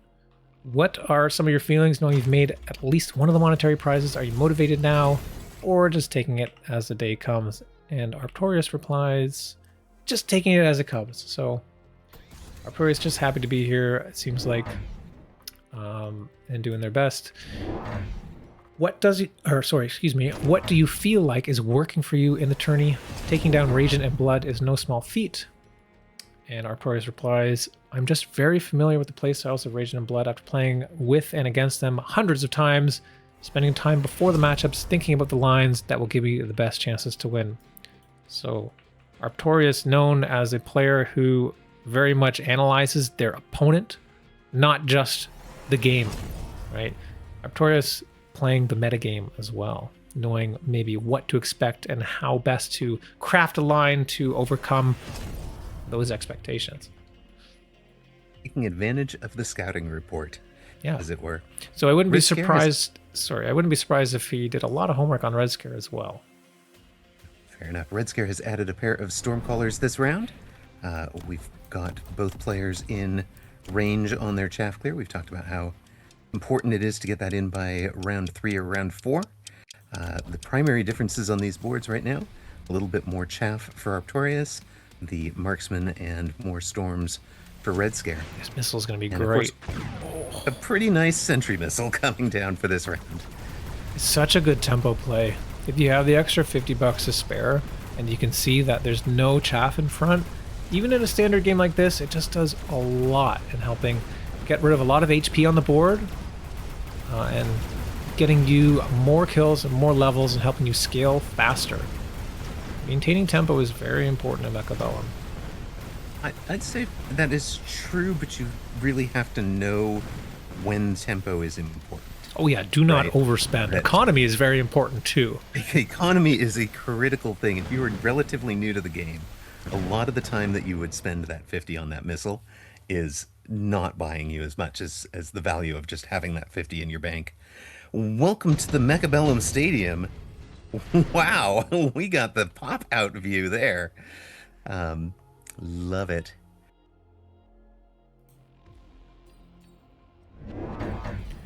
Arptorious taking the Farseers, Red Scare taking the Wasps. And there we go, Sandworm. Alright. Sandworm's going to be very good. I mean, there's 4 Stormcallers. There are Marksmen. There are Arclights. None of these things will do anything to these Sandworms. Sandworms are going to get in close and just wreak havoc. And we even see tech already. We got Replicate. Actually, like, if you're going to go to a giant and count on it, I really like taking a tech on it. If I would say anything, one of the mistakes that I find myself making is taking 2 giants instead of just taking 1 giant and attack on it a lot of the time. Okay, so what is Red Scare doing here? We have a 5th Stormcaller. 1, 2, 3, 4, 5, and range. I guess Red Scare thinks Arptorious is just going to keep playing back, playing it safe, but no! Big surprises round with those Sandworms. I think Red Scare might be caught off guard here. And the Farseers are going to answer the Wasps eventually, once the rest of the chaff has been cleared. It'll take a minute. It's a One storm. of the values in Replicate I was going to point out is that the replicated larva shows up a little bit closer to whatever the worm is targeting. It shows up between the worm and what it surfaced to attack. So that actually tanks a whole lot more than you might think it would. Yeah. Huge damage now that Giants are on the board. One more turn of that, and it's going to be over. Arptorious could even just throw down more worms, because I think at this point, if you just have more... Oh my gosh, efficient Giant. Giant is great for him, but what is Red Scare taking? What's his answer going to be? He's got to predict more worms coming, right? Yeah, There's I mean... already a tech on it. Right, there's two lines here, right? You can invest in something else, or you can invest more worms. And in this case, investing more into worms, knowing that obviously there's going to be a counter coming, but with more worms, you might be able to overwhelm the counter. We need to see, I was going to say a war factory, but a mountain could do the trick too. But with 4 worms, if it goes right into that mountain... Okay, so mountain being placed safely behind the tower. That is going to help. If it was in front, the mountain would just get annihilated by those worms before it could even do the damage. But from back here, it might stand a chance and it might be okay. Depends. No tech on the mountain yet. No level on that tower. There will be a shield airdrop putting 50,000 hit points around it that only protects it from things that are not the sandworms. The sandworms are melee. They get in and they'll attack the tower directly. So a mere 3,400 hit points. If a single worm attacks that tower, the tower is going to fall. Yeah. And likely, well, under 2k, it could even be game ending. Nice crawler in the middle there. I'm going to take all of those 5 packs of Stormcallers. Just shooting at nothing. Very surprised to see Red Scare invest so much in the Stormcallers so early, and I think if this goes to Arptorious, I think he's being justly punished for that. Yeah, this mountain is doing some damage though. And if it can clear this and he survives, it might be able to get it to level 2, which is going to be devastating. Tower goes down though, it's only level 1 as you said. Mountain's going to go down, only gets half XP. Yeah, that was always going to be doomed, I think.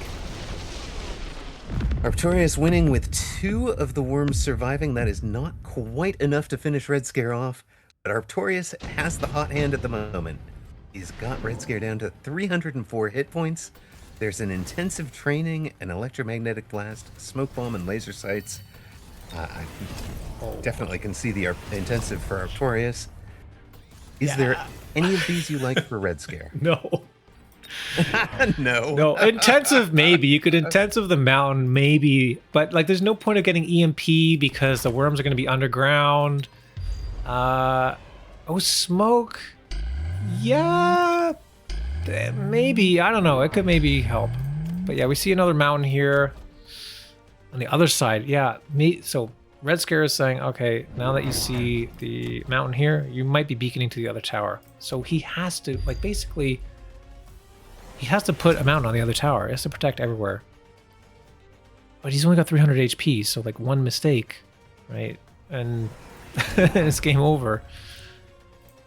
Again, we haven't leveled the towers. We haven't taken a loan. Definitely needs a loan here. We've got shields up because we're playing around the smoke.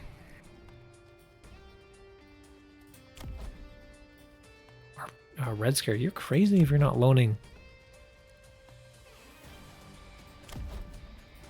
I don't think he's going to loan. We're going to see a level 3 sandworm because of that intensive, and also immediately picking strike as well, which means as soon as it comes to the ground, it's going to attack very quickly. It's a very strong tech, able to pop towers fast, and keep the worm going up and down and up and down. It really works with the replicate quite well. There's the smoke. Smoke is going to help with the chaff clear. In theory, Red Scare is going to try to keep the worms on the surface, with fangs arriving on the right-hand side. These last couple of crawlers arriving to try and help keep the worms on the surface. The wasps are surviving a little bit longer. But a lot of these missiles are just missing. The worm, level 3 worm, as you said, gets the tower. Oh, there's, I guess, a safety mountain on the left. I'm going to go get this tower, guys. Oh, I'm going to wait for 9 seconds while I'm debuffed. I'm going to get destroyed by the worms. Worm's very strong. Yeah, that one very convincing turn, that worm play, just sealed the deal. And there was no way for Red Scare to come back from that. That was the same turn we saw that extra Stormcaller and range being picked up. So, bit of an anti-timing for Red Scare. Yeah, a 500 investment into something that was hard countered by the units being taken right at that moment. The Sandworm with Replicate for Arptorious. Arptorious getting it done in game 1. Red Scare said that he got a wake-up call in his loss to Egophobic. This one would definitely be a wake-up call. Now, I will point out, Arptorious came in hot after 3 tight games with Egophobic. Red Scare had to be just sitting there, couldn't start a game, couldn't be running a warm-up game particularly, just sitting there waiting.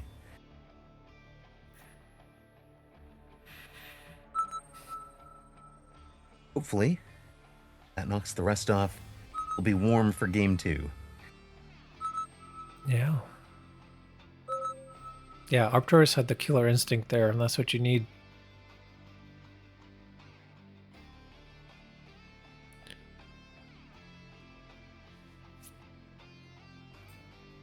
Ready when you are, Arptorious. I have started our ads, but those should be back by the time the 90-second countdown has finished. Yep. I like Park's quote in chat. Mountain. I got the tower, guys. Guys. Guys. Where are you? Where'd everybody go? And then all of a sudden, the sandworms come up from underground. Hello, surprise. Jump scare worms. Mechabellum, the horror game. Yeah, a couple more questions here from Red Scare. We're gonna talk. I can do these questions. It's actually about the previous games from last week, I believe, or whatnot. Question is, it definitely felt that you and Odyssey were really throwing haymakers in that last set. What do you think made the difference in that incredible set from you and Odyssey? And if, by the way, guys, if you haven't seen their games, oh my God, go back and watch it. Red Scare and Odyssey had probably by far the best series in Mechabellum in the past, I don't know, past patch or whatever, since I can remember. It was very, very exciting. But the answer If you for want to hear actual shoutcasting, we shouted during that bracket. yes, we did during that match. literal showcasting. Red Scare Mhm. answers, firstly, improved boat is a fair and balanced card.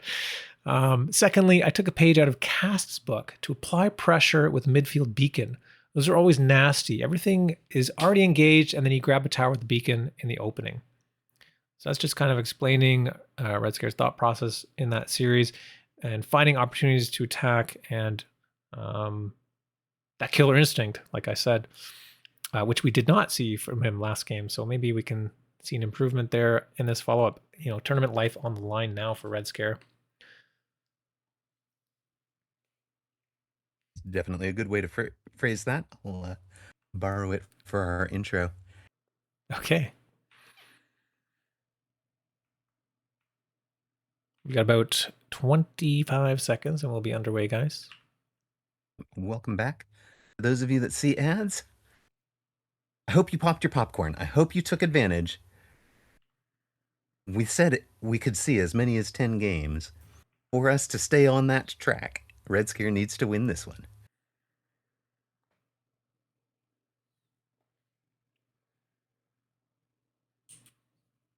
Welcome back to Game 2.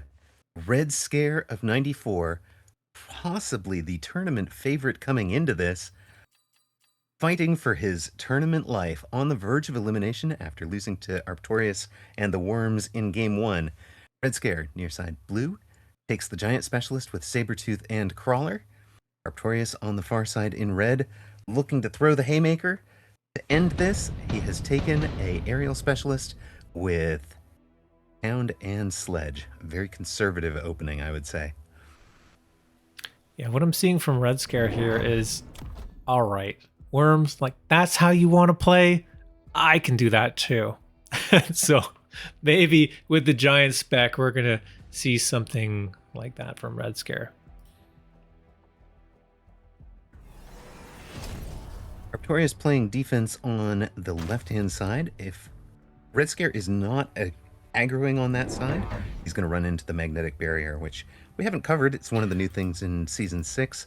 It's a activates when enemies approach, continuously slowing them down and self-destructing after 5 seconds of slowing them down. Yeah, I don't like this from Red Scare. I don't like him positioning on this side with the magnetic barricade. I think this thing is much stronger than people think it is. The thing with walls is you can kill the wall and just go through. It slows you down for just a moment. You could even missile it and stuff late game if you have the money or whatnot. But this magnetic barricade lasts a long time. And watch what happens when these crawlers go over it. Yes, it slows them down, but the AoE is not applied to the units. It's actually on the ground. So anything that kind of goes there, they all get slowed down and jumbled up. And it's untargetable, so it's going to stay there all game. And this push is always going to be slower. It does make it really tough. I think the answer to that magnetic beacon, magnetic wall piece, is to mobile beacon around it. Yeah. Whereas for something like the regular wall, I mean, people complain about them, but I think things like Sabretooth Side Gun just handle that wall really, really easily. Egophobic has a good point from chat, says, I would argue that in the crossfire you wanted to be the second to take the tower anyways. I see. So you're saying, yeah, you'll be second in the crossfire, and if it was a headbutt, you wouldn't be walking into it anyway. So, okay, I see some logic there, but still, I don't know. I don't know. I mean, Arptorious also is on the side where the magnetic barricade is, but is playing like far back.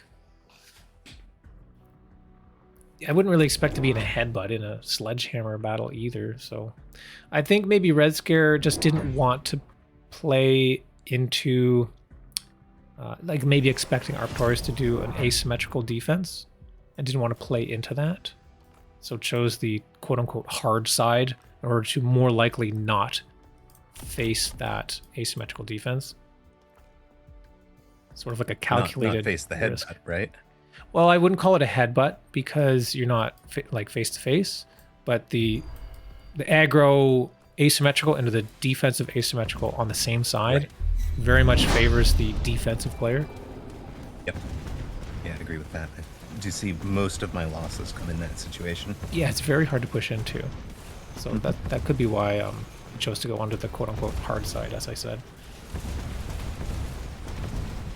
The aerial specialist, Arptorious, winning the Wasp flank, Wasp call-in. You saw Red Scare thought about playing his own Wasp Swarm in defense, then remembered that Arptorious was the aerial specialist and he would lose that head-to-head, so played his Wasps elsewhere. Arptorious winning round 1. Round 2, he won game 1. He's got to be feeling pretty good at this point with Red Scare down under 4,000 hit points. And for Red Scare, I hope he's not having oh my god, we're going... Well, all right. What I was going to say is completely moot. We now have the improved Overlord.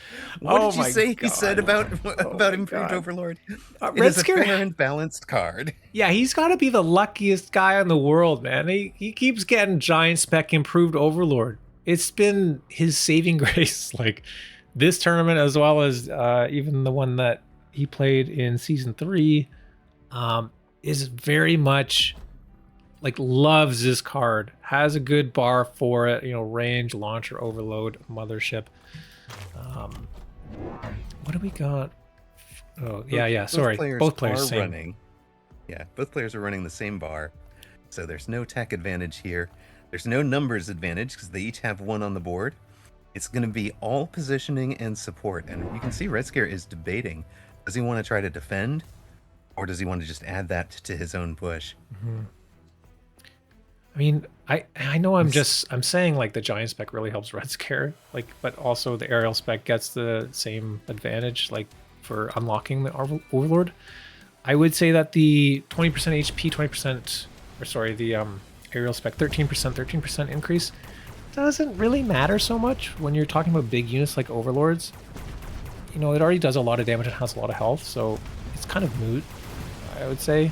So I wouldn't say that the aerial is inherently stronger in this because of the spec. It's just going to come down to who wins the Chaff War first. And for this round at least, Arptorious gets through, gets the tower, wins the Chaff War, wins the war. Yeah, and it's going to get a level off that. Red Scare at 3,500. Hero Boat gets his close-up, gets the red, I did the max damage, gets the level.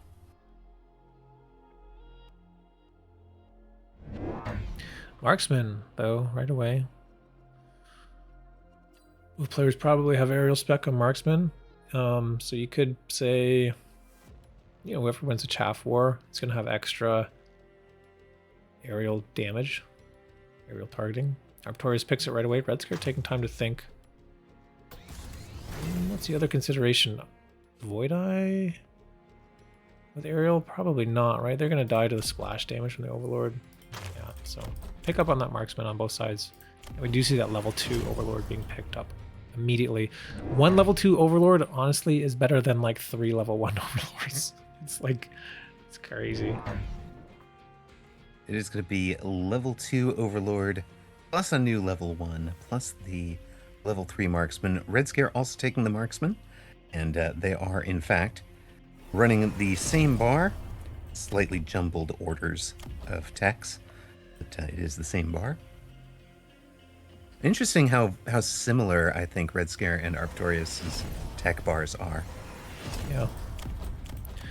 And we see, more chaff coming down for Red Scare? No extra Overlord.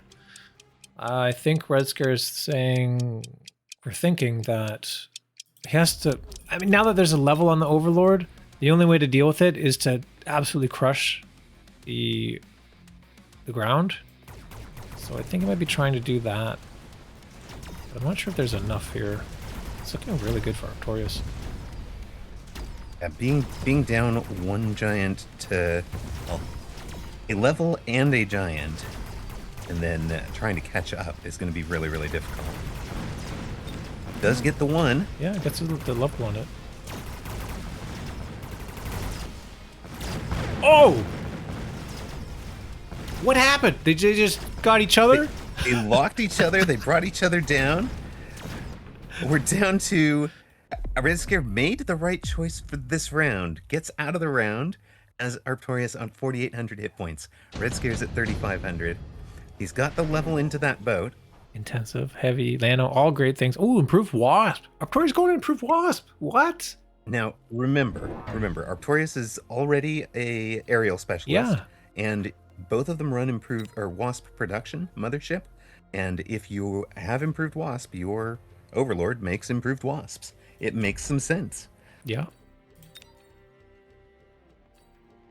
Yeah, that's cool. Red Scare found a great way to level this up. Or sorry, equalize this. But yeah, Arptorious already going into range. That more Overlord, more range. What's gonna be the response here from Red Scare? Wow, Mustang. Okay. Is that just straight up reading the wasp play and trying to preempt it? And he took the intensive, so he gets one of them up to level 2. Yeah, that's good.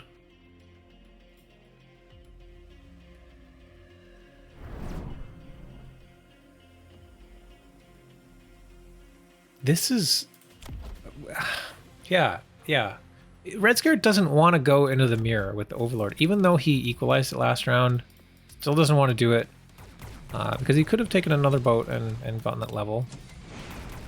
But no, yeah, we see the Mustang, which is actually going to help more in the long run, perhaps.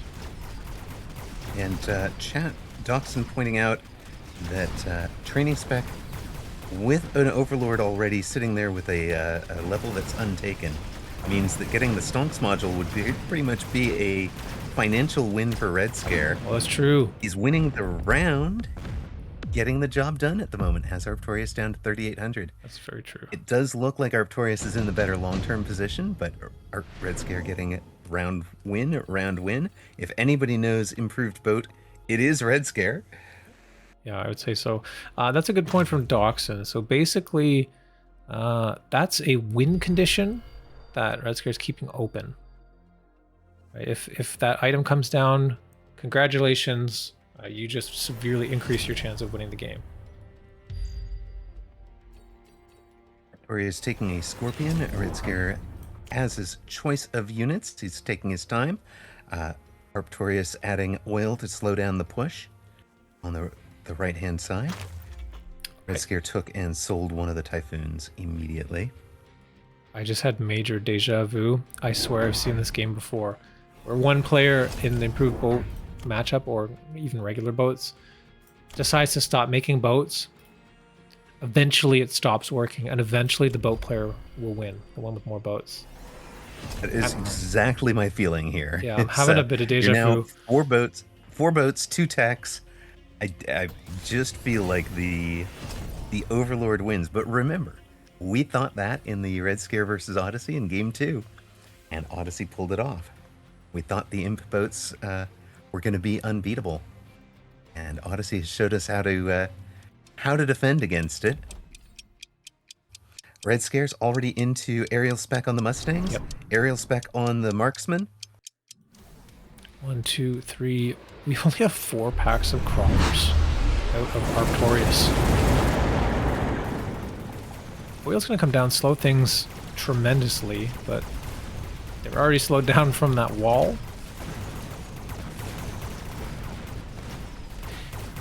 Oh man, so we have a lock for this Mustangs on that middle Overlord, but they just... the whole pack of Mustangs dies, and it's level 2. It gives the level 2 that Overlord. Remember, there's a lot of extra splash damage with the improved boat. But looks like Red Scare Boats have barely gonna do it, maybe? boats have 12 meters of splash. If you run HE, if you are that greedy, you actually get 19 meters of splash. But the cost, of course, is not running Photon, which you pretty much need. We talked in game one and in match one, if you will, about the need to play hacks that allow you to dodge or handle spells. One of the dodging and handling spells pieces is being able to run Photon Emission. So this is a good pick from Arptorious, the Missile Strike. There are 1, 2, 3, 4 juicy targets, and $400 to try to defend against the potential of a Missile Strike is not a sound investment. And yeah, this is a great turn actually to do that Mothership, because we're able to missile one of those packs out. So we got 3 tech Overlords. Still no techs from Red Scare for the boats. We do have range on the Hounds. Hounds have, yeah, no armor. There's armor on this side. Yeah, That Arptorious. shield shows you what he values. Yeah. Doesn't even bother about trying to shield any of the Mustangs. That's weird. Shielded his chaff and protecting the... essentially trying to keep the Overlord producing Mustangs, because that is the thing he took, is the Mustang production line for his Overlord. If he can keep it alive, keep making some Mustangs, get them out in front. Yeah. I would have shielded this double pack of Mustangs in the middle, but that's okay. They're not being shot at anyway by that Missile Strike. You see more crawlers being picked up, I believe, from Arptorious. So there's some more chaff. And Badgers to light that oil on fire, since it's the second turn of oil. I am wondering if Arptorious is going to be clicking armor on the sledges at some point. That is the kind of the play I'm expecting to mitigate the many Mustangs. Yep, Mustangs are becoming a problem. They are feasting experience, and the anti-air marksmen doing their job as well. Red Scare wins round 7. Arptorious is going to be at 3,000 hit points. Red Scare's still at 3,600. Surely the improved boats come good now. Yeah, like I still feel like there's kind of like a timer. When you get enough improved boats and you get enough levels or techs on them, there's really not much in the game that can defeat them. And Red Scare is not doing enough damage here. At the end of these rounds, there's almost nothing left over. Still 3,000 HP for Arptorious. But meanwhile, so basically Red Scare, if Red Scare wins a round, doesn't do a whole lot of damage. But if Arptorious does, most likely it's doing a tremendous amount of damage. So yeah, now we see the Overlords coming. Red Scare's done with the ground and says, all right, time to match that. It's getting a bit scary with that many boats. So it takes range, builds a couple more boats. We do have a deep flank out of Arptorious on the right. It's going to try to slow things down a bit. That armored arc light. Yeah, armor on the 3 level 3 arc lights from the drop. Very much kind of what I was thinking with the sledges, but a better choice to put it on the level 3, which will block 180 damage. So that completely mitigates even the level 3 Mustangs that are up the gut here. And Red Scare essentially has played around those with the ranged Overlords. He's got 175 meter range. Actually outranges Arptorious's Overlords, but they'll still be in front of the Marksmen and Mustangs due to the anti-air spec on the 2 AA units.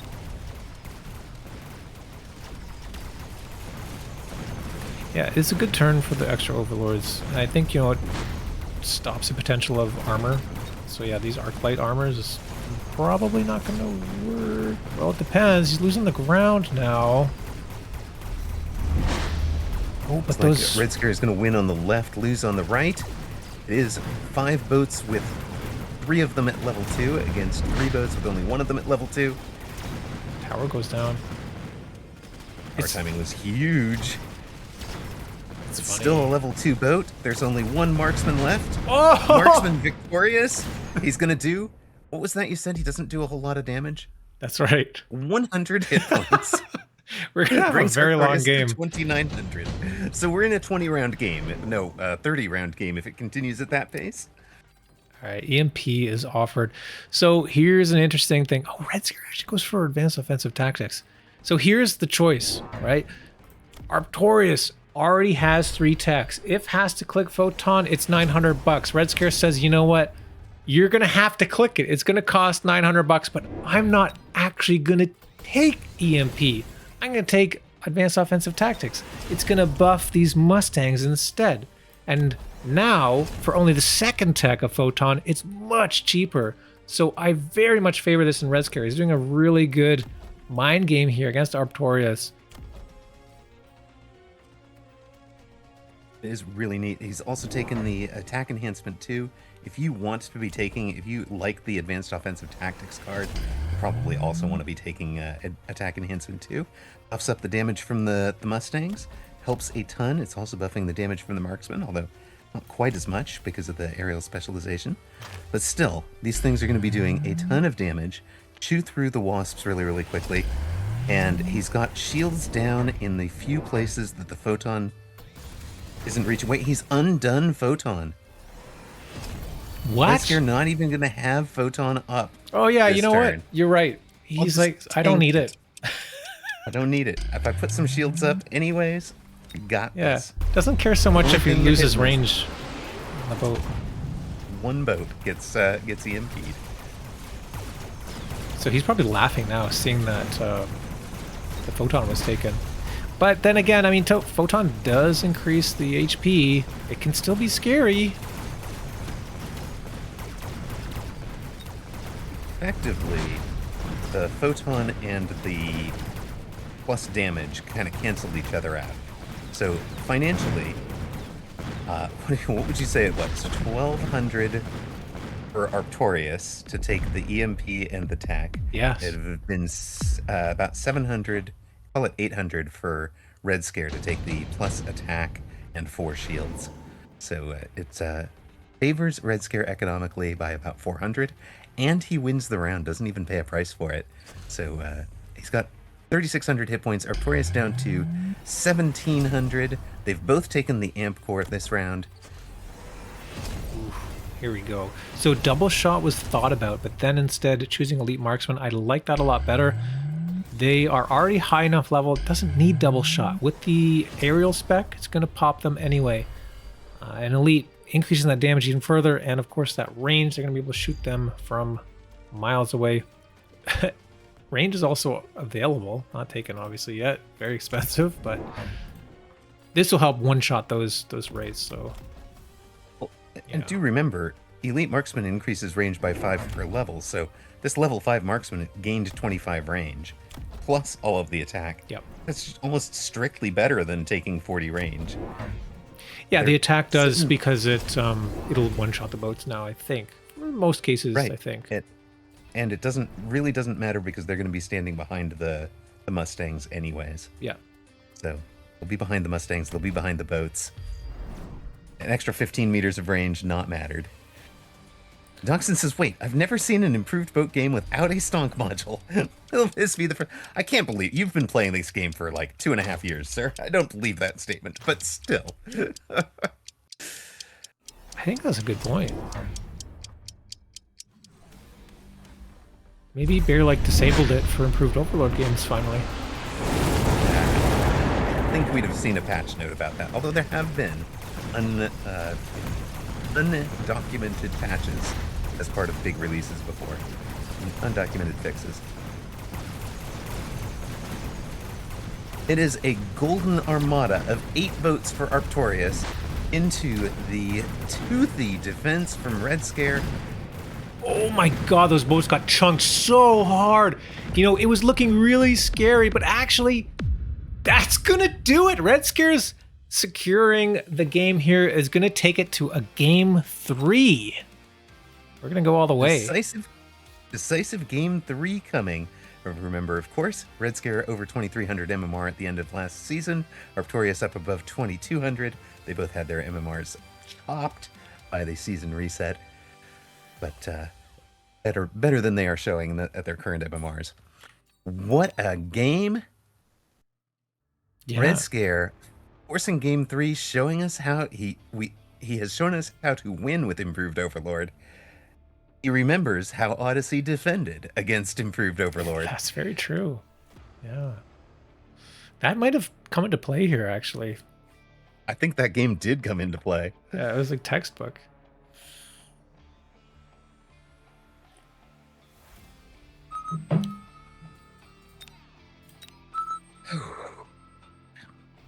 Oh, it's so nice that I don't have to make these lobbies. We have more time to chat.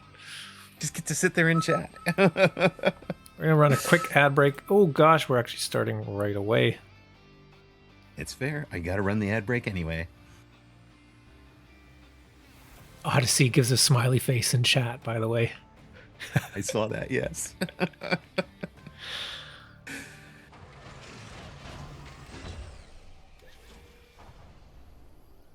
The snap defensive wasp and those AA marksmen were the defining choices.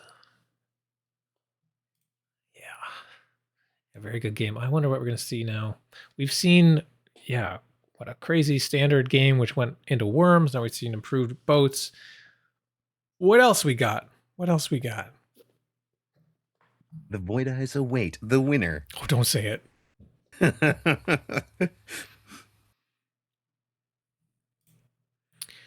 Another question here then from Red Scare, since we were just kind of talking about that. The next question was, it definitely gave, this is in response to the game that we talked about before, about the improved boats being a fair and balanced card. Next question was, it definitely gave Odyssey no time to react. How are you approaching the finals next week? This would be, because we asked it last week. Are you one to take a break from the game, or are you double down on the grind? And Red Scare says, I haven't been playing as much as I want to, sadly. Too busy with work. Definitely going to be trying to grind a little bit before today. And then finally, just super excited about the patch. What are your thoughts there?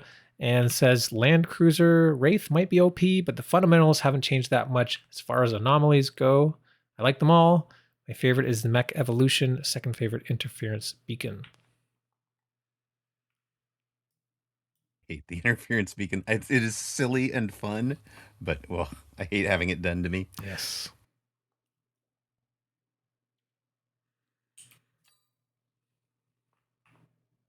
Game 1 to the Worms. Game 2 to the Improved Overlords. We've got, for the second series in a row, a decisive Game 3. Red Scare of 94. Nearside, Quick Supply Specialist with Tarantula and Fang. Arptorious, Farside, beaten with the improved boats by Red Scare's solid defense. A Rhino Specialist. He's got the Sabers, which are basically the counter. Starting pack counter to Tarantulas. If you hate Tarantulas, you want to be valuing your Sabertooth. He's got the Sabertooth and Hound start coming aggro on Red Scare's left side. With me in the booth, Odds01. Hey. Yeah, so you are right about Sabers countering Tarantula in the round 1. However, Red Scare is Quicksup, so has the opportunity to either protect them or do something else. Like, you could even deploy Sabers alongside the Tarantula even, because you have that extra money. I really money. like that move as Quick Supply, bringing in or flying. Like sure, that works too. Yeah, because first round probably not going to go in your favor with those Tarantulas anyway. Says, in order to prevent too much damage from happening, if we get a bad headbutt here, going to pick that Phoenix and just prevent basically any damage from coming down on the board, because there's no anti-air out of Arptorious. A bit of a cheese, but in typical packs, like, you lose a deploy by doing this, by taking the air unit, right, the Phoenix. But because he's Quick Supply, he's not actually losing the deployment. So it's really strong, I think. He's got basically the Phoenix bar that I run. There is no jump drive, there's no shield. It is range, launcher overload, elite marksman, and electromagnetic shot.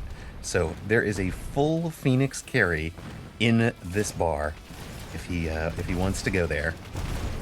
And Phoenix, by the way, buffed in this patch. The extra, actually, I guess it was right before in the last patch of Season 5, right? Yeah. They got that 5% attack bonus that has really helps their breakpoints a ton. Yeah, it helps a lot against sledgehammers, actually, because now they one-shot sledges. We don't see it here, but if it does happen, yeah, it does help.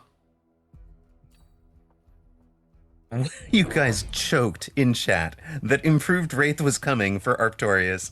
It waited one game. Here it is. Improved Wraith for Arptorious.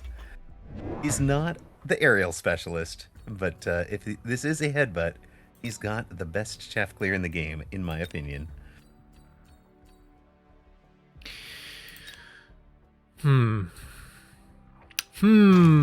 Yeah, I mean, it is not exactly a headbutt though. We got the crossfire.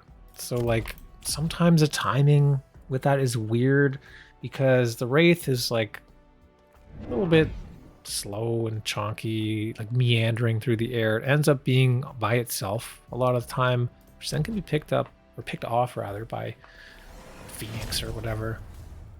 But that being said, I mean, improved Wraith is a very strong card, like just in general. So yeah, we'll see what happens here. I actually really like that mobile beacon there with the crawler, but that's supposed to pull towards the army and sort of protect your tower on the left. Instead, though, Red Scare saying, you know what, I don't think I can afford that mobile beacon and everything I want to do this turn. So instead puts that crawler on the left side to try and pull some stuff and slow things down. We might give himself a level 2 Phoenix. Yeah. Arptorious answering the air game with a level 1 Phoenix of his own. So if it comes down to an air war, he really got the wrong text for it. Our Red Scare should win a Phoenix head-to-head here, but not just in this round, but long term. Well, maybe. If it's Phoenix versus Phoenix only, I would, of course, favor the Quantum, just because you get twice as many Phoenix, essentially. Doesn't. No, you don't, because it gets EMP'd. Oh, you're absolutely right. Yeah. This bar beats Quantum hard. I run it. I love it.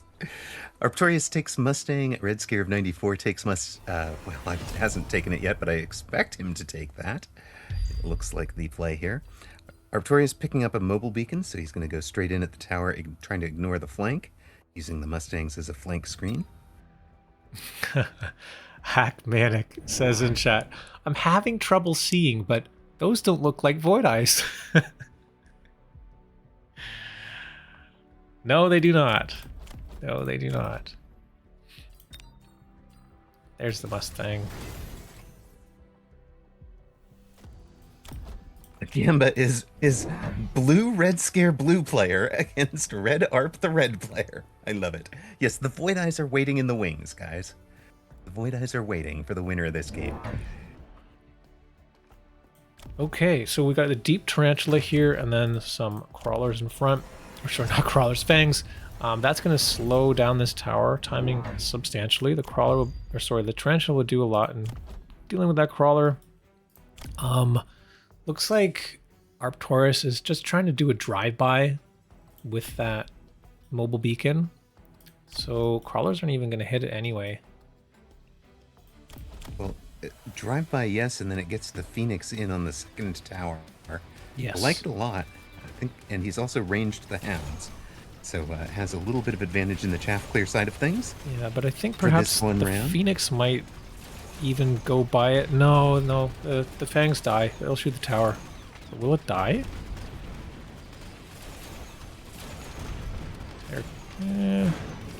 Yeah, like the timing's really weird on this. This is what makes Crossfire so unique. Oh, and it dies just before it hits that tower too. But here comes that Saber. No more air units. A little bit late. Saber don't shoot up. And Red Scare getting it done with Phoenix yet again. So round one, it looked like just a little bit of insurance. I'm going to win round one. I'm not going to take any damage. Now it's looking like a commit, right? He's got 2 levels in them. It hasn't teched them yet. But now there's a third, and he knows he's got a tech advantage in the bar. I think he's got a level advantage. He's got a number advantage. Arptorious adding his level 2 Rhino and the improved firepower system to his drop. He's got the improved firepower on the Phoenix, so doesn't have any real way to increase their DPS other than giving them an item. Mm-hmm. So Interesting that a lot of people would have thrown that on the Mustangs, right? yeah, well, it depends on what kind of problem you're trying to solve. You're right, like it is really good on the Mustang as a general purpose unit. It makes it go above certain damage breakpoints, so armor, for example, isn't so effective. However, if you're trying to just do high damage, you want to kill this tower very quickly, the improved firepower on the Phoenix makes sense. Also, obviously, And being able to shoot those tarantulas too. Red Scare took the improved firepower on a Phoenix as well. Yeah. He's matched the range on the chaff there, so his tarantulas have range now. The Rhino just runs by. Drive by Rhino and Phoenix are headed for that second tower. Oh, but he gets pulled by the fangs. Very nice positioning.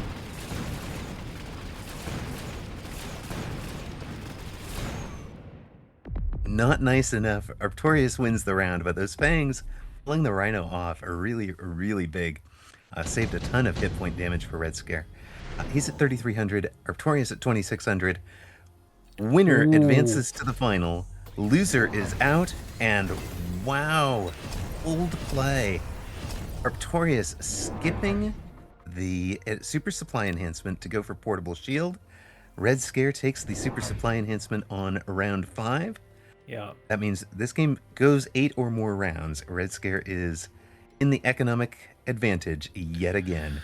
Yeah, and Red Scare's in the position having higher HP is more able to get away with the greed, potentially.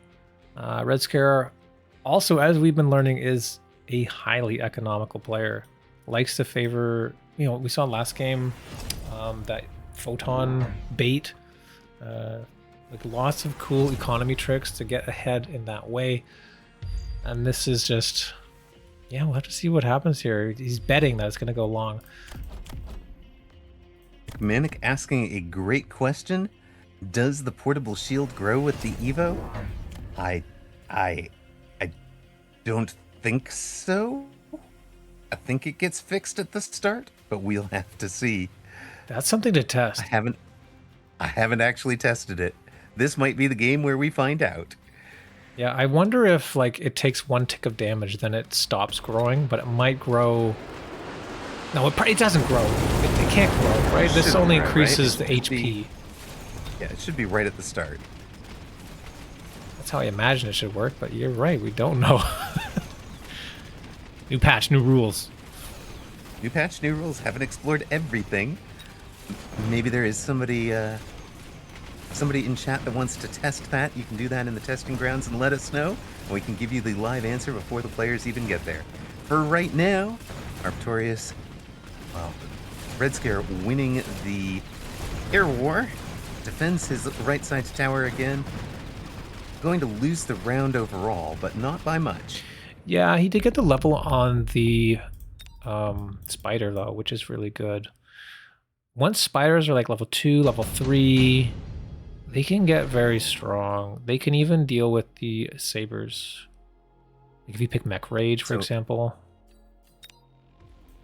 Red Scare taking the sledgehammer. Arptorious will have seen that he's kind of on the clock with the super supply. So round 6, he was ahead by 300. Round 5, he was ahead by 300. Round 6 here, he's ahead by 150 economically. And round 7 is his break even. So these are rounds that Arptorious really needs to gain an advantage, and it needs to be an advantage that he can exploit later in the game.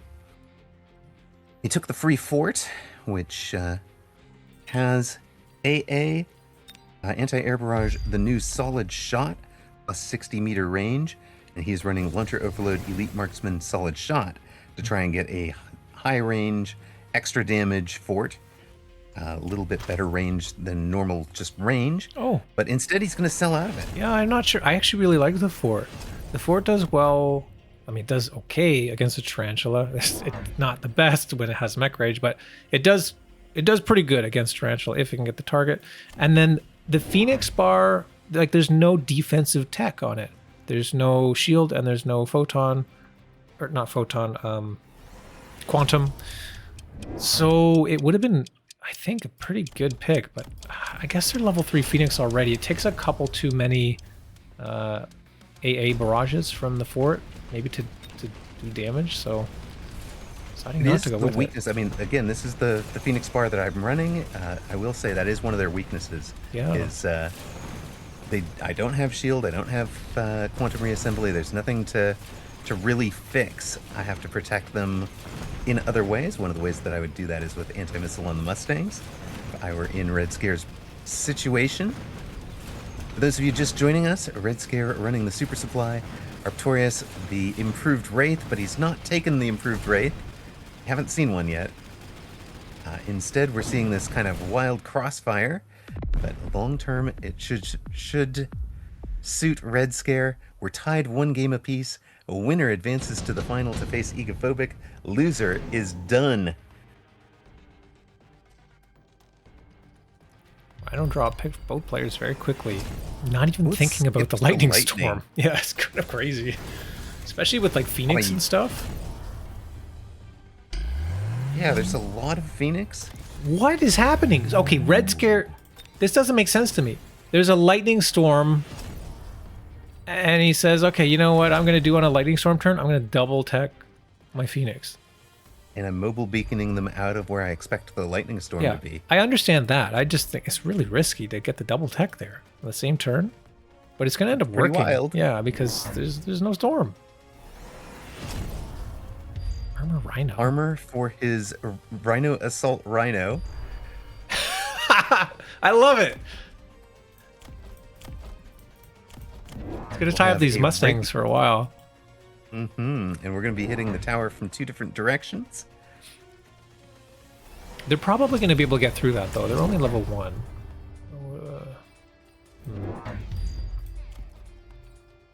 60 damage, yeah. 80. 120 from the level 3. Be interesting to see how long the crawlers and fangs are able to tie up Arptorious's Rhino. I think that'll actually be the key to how this round turns out. Yeah. Yeah, Arptorious Rhino's looking pretty good, actually. Nothing will turn around. We do have that beacon, but it's going the wrong way. Arptorious has also taken armor on the Rhino, so nothing over there is actually going to stop his Rhino either. That's amazing. A lot of high-level players run charged shot for increasing the Phoenix DPS, but it is important to notice. It kills the Rhino before it gets a tower. Doubles the DPS. That is just enough to kill that shielded Rhino. But then the right side collapses. That's huge damage. That's game! It is game, set, and match. Red Scare of 94 knocked out of this tournament at the losers semifinal. Arptorious, we saw Arptorious against Egophobic in a 3-game slugfest to start the night. Now we get the rematch. Wow, that was a crazy game. I was not expecting that game to end just there. I don't think Red Scare was either. He needed one more turn to start making money from that investment into the whatchamacallit, the Super Supply. But yeah, Arptorious finding the win there.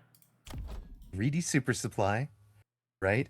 To take it on round 5. But this, again, it was gonna pay off long term. It's the quote-unquote right choice. I said Arptorious needed to spot that had happened and put the pedal to the metal. You'll see that he went with rapid resupply, range, speed on this turn. So it takes his loan, takes his range and speed. Really was going for the knockout from this point. And if I remember, I think he took his loan on 6 as well. Really saw the tempo need and the danger of being beaten in the long term. So a very, very well played from Arptorious.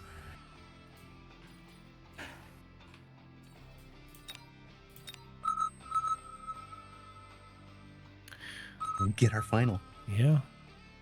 Don't go anywhere. Don't forget to run your ads if you are in charge of a channel.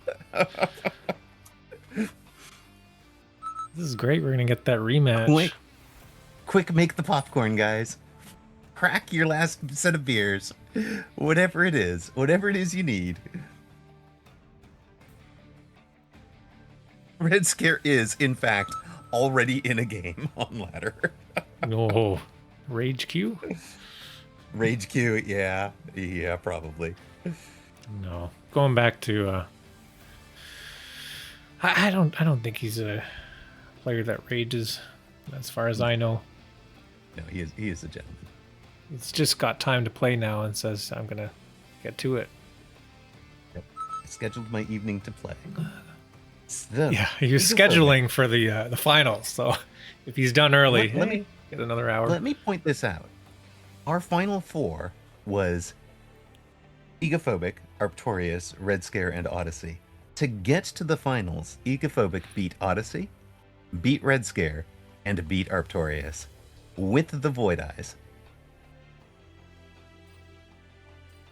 To get to the finals, for Arptorious, it was wins over Raging Jim G and Blood, followed by the 2-1 loss to Egophobic, and then the epic 2-1 victory over Red Scare, winning against the clock, beating the clock in that final match, sets up our grand final. Let me remind you the rules.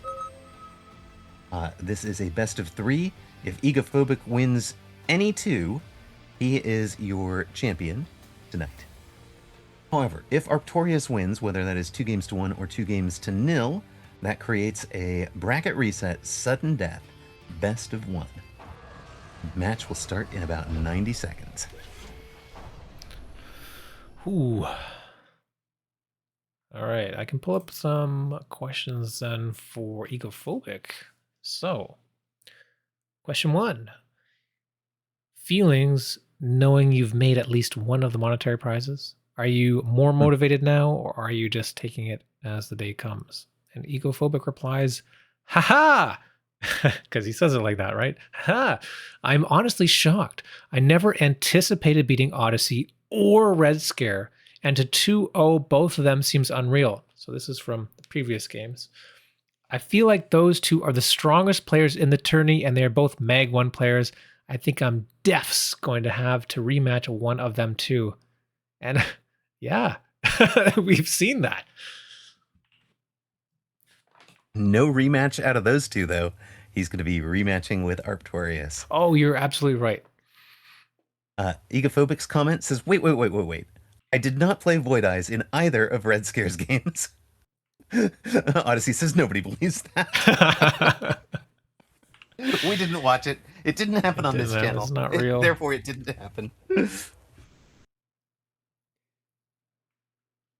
Yeah, Egophobic instead is going and just going to eliminate everybody, actually. Pretty much.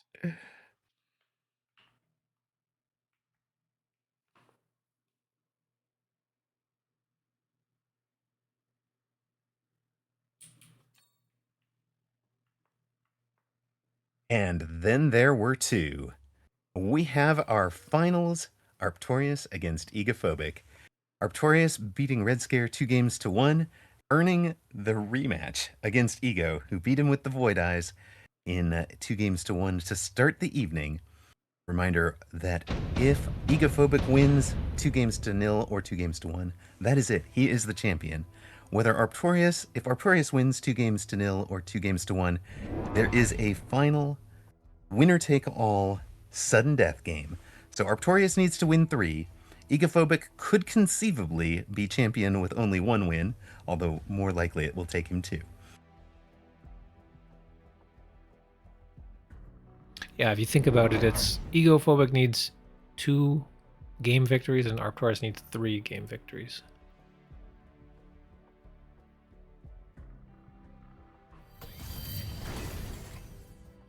We're going to see standard play here out of Arptorious, and we're going to see a bit of an aggro play from Ego, coming in on the side with the small rapid fire cannon, aka the small Chungus.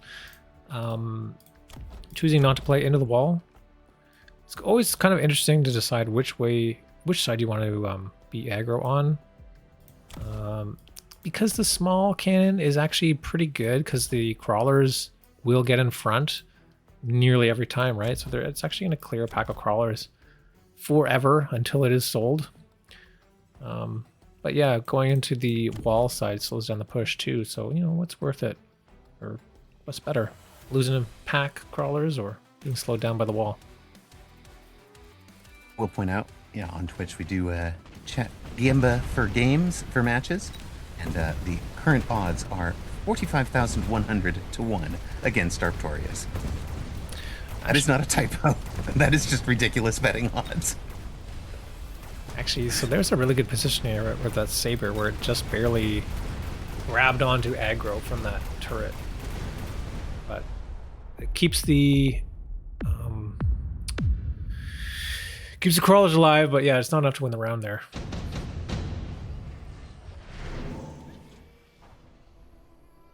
Arptorious taking a Rhino Assault. Egophobic choices of redeploy. I've talked many times about how strong I think that this spell is. It's probably underpriced at 50. It's certainly one of the big skill differentiators, and you can use it to fix any kind of problem that you've had. So even if you're at 1200 or 1300, be thinking about that and be able to identify your chaff positioning problems, your chaff clear positioning, your single target that's getting locked when you didn't want it to because it's not a tank. Whatever your problem is, you can fix it with that. Yeah. Both of them eschew it to go for the Rhino Assault. Yeah, I the way I think about redeploy, it is a very good skill expression, player skill expression. And in terms of how much I would prioritize it, in a headbutt, highly recommended, almost essential, because it fixes those problems where sometimes you have something shooting a crawler or whatever. You can kind of move saber teeth around and make sure they get the right shot every turn. You can move something and get huge value from it immediately. So headbutt, very good.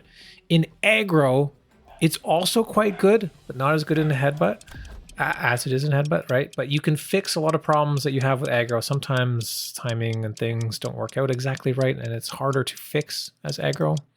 But in a standard v standard, it is probably the least important skill to choose. But not saying it's not valuable. It is still quite valuable, but yeah, we do see both players skipping anyway. Both taking the Rhino, they've both defended the Rhino.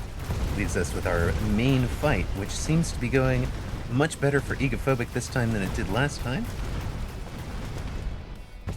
And in fact, he is going to win round 2. Yeah. Arptorious down to 4,100, Ego at 3,500. We go to round 3.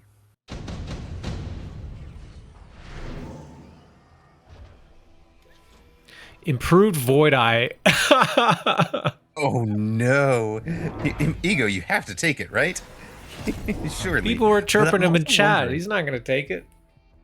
I'm also wondering if Improved Steel Ball is extra valuable. I've not gotten to play with it with the new tech.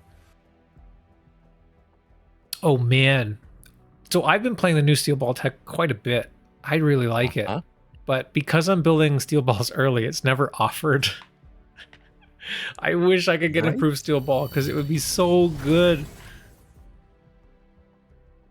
10 extra range. What?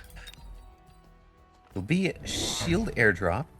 I mean, this is a perfectly safe card to take, right? Okay.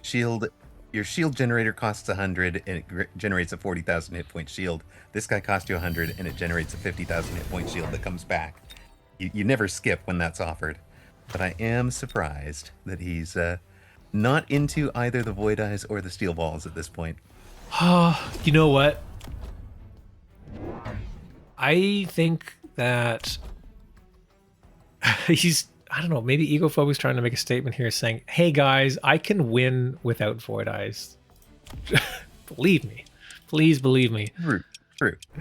I mean, I hope he understands that we talk him up that way for the story. It's our job to sell stories here.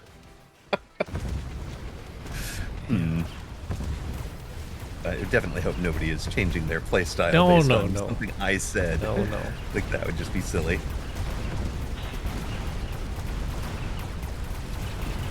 Might be, I don't know. Maybe it's too expensive. Maybe Egophobic knowing something that we don't about the improved Void Eye. But it's gonna be tough now. Like, Void Eye was offered, or sorry, improved card was offered, and then it was taken, and it was the same turn that all those hounds were built. The Wood Eye does very well against hounds.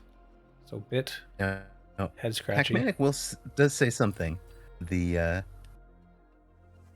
He says, I tend to win. I think the improved void card is bad because I lose when I take it, but win with eyes when I don't. Poochie, on the other hand, says, of all the comps I'd want to run improved void eye into, Hand Saber is up there. Yeah.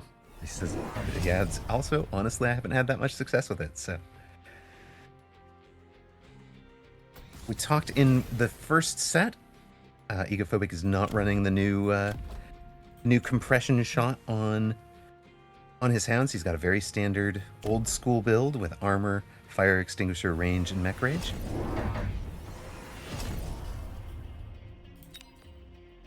There's double Phantom Rays coming down, trying to do some damage on the side. Oh, second guessing, moving him back. Triple guessing, moving him forward again. Selling one. Oh my god. I don't even know what's going on here. The doubles would have, well, arguably gotten through that Typhoon, but that level 2 Mustang behind it would prevent it from getting the tower. Instead, yeah, one sold, then moving to the flank, saying, you know, maybe I can get a cheeky little tower here. Really, it's just a financial thing, right? Selling the one Void Eye and keeping the other one. It's going to be sold next turn, most likely. Phantom Ray, but yes. For Ego, he had a big round with the Scorpion and Typhoon from his Typhoon Specialist coming down. Sold out of one of these sabers, so it looks like this might be a pivot to straight Scorp staying, potentially, with sells for the Typhoon and level 2 saber yet to come. Mm-hmm. Yeah, Scorp staying can do pretty well against Void Eyes, actually. Even when the Void Eyes get in the air, right? The Stangs are good against them. And then the ground gets cleared up by the Scorp. I think it could work. Orbital Bombardment, the take for Arptorious. I would expect Ego to take it as well. Bombard is Bombard has been a saying for longer than I've played this game.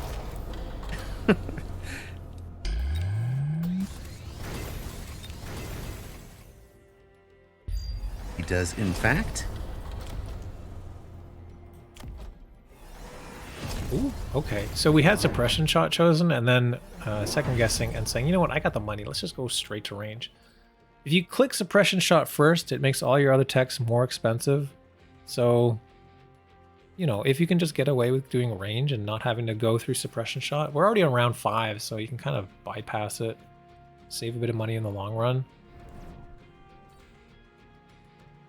It's a good tech, but, you know, it might not be necessary.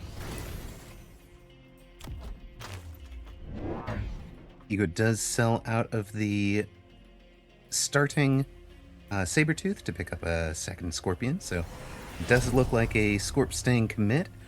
Ranging the Scorpions before ranging the Stangs. Interesting. That gives them 140 meters. It means the Mustangs will always be out in front. Yeah. I think that's very intentional to ensure that they're not getting chewed down by Void Eyes. Yep. But it means that there is no real way to protect the Mustangs from whatever the chaff clear is if Arptorious gets into a good long-range chaff clear.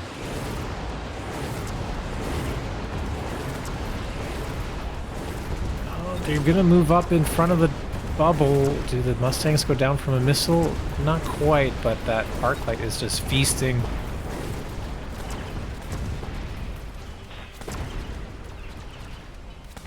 Is this the mythical case where Shockwave is going to be really valuable? I don't know. For chewing through a whole bunch of Mustangs? Keeping them from leveling? We've been wondering, because Arptorious is running Shockwave on the bar. Yeah. We haven't seen him take it. Neither of us think it's very good. So we're hoping he shows us a way to make it work. I'm thinking you might have a point. Like, let's say the Arclight is stuck shooting one of the Scorpions, and with the same range on the Mustang and Scorpion, if you know range is taken from Mustang, they're about similar range, I believe. Maybe the Shockwave would, in fact, actually do damage, and the Arclight would actually still chaff clear a bit, even though it's locked onto a Scorpion, which is a unit that it can't really kill. She says he thinks it's just the counter to loose formation crawler, in his opinion. Nobody even runs that anymore. What? Okay. Egophobic runs it. Wait, they Ego's both running run it. it. Exactly. No, They take both that run off. it. Take that off the bar. It's not important anymore. Nobody clicks this button. Anti-shield Fang makes more sense to me. Poochie says, I run loose. Yeah, I actually still run loose too. But can you think about the last time you pushed the button? You might still run it, but when was the last time you pushed it? Fair. I'd have to. It would certainly be last season. I haven't clicked it this season yet. Mech Rage, yeah. I'm running Mech Rage too. Mech Rage, Underground, Impact. And the other one's a free tech, in my opinion.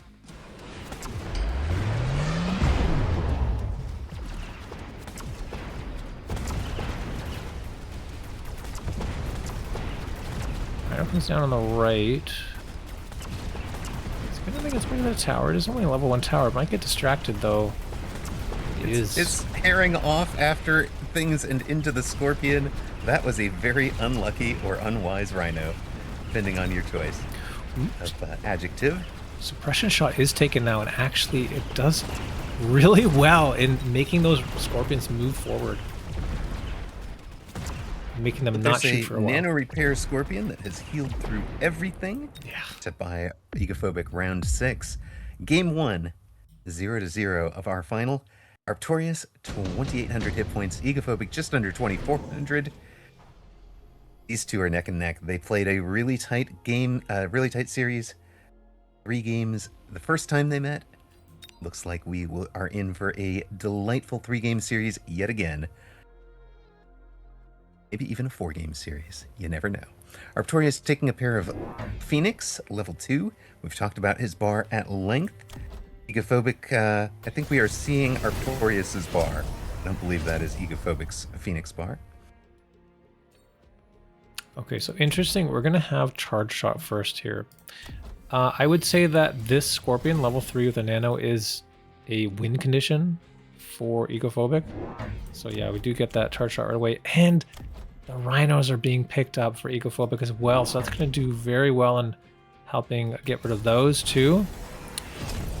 Nice play. That's the other just going to feed experience, right? Yeah, so the other thing is, like, the last tech to be chosen here would be aerial mode.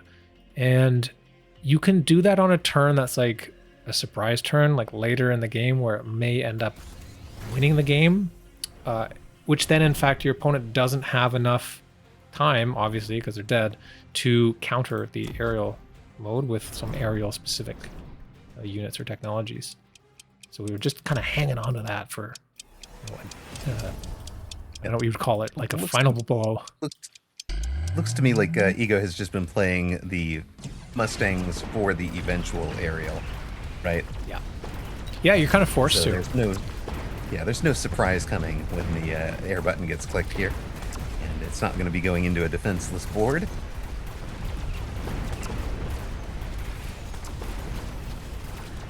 There's still a lot of scattered Mustangs. What was that?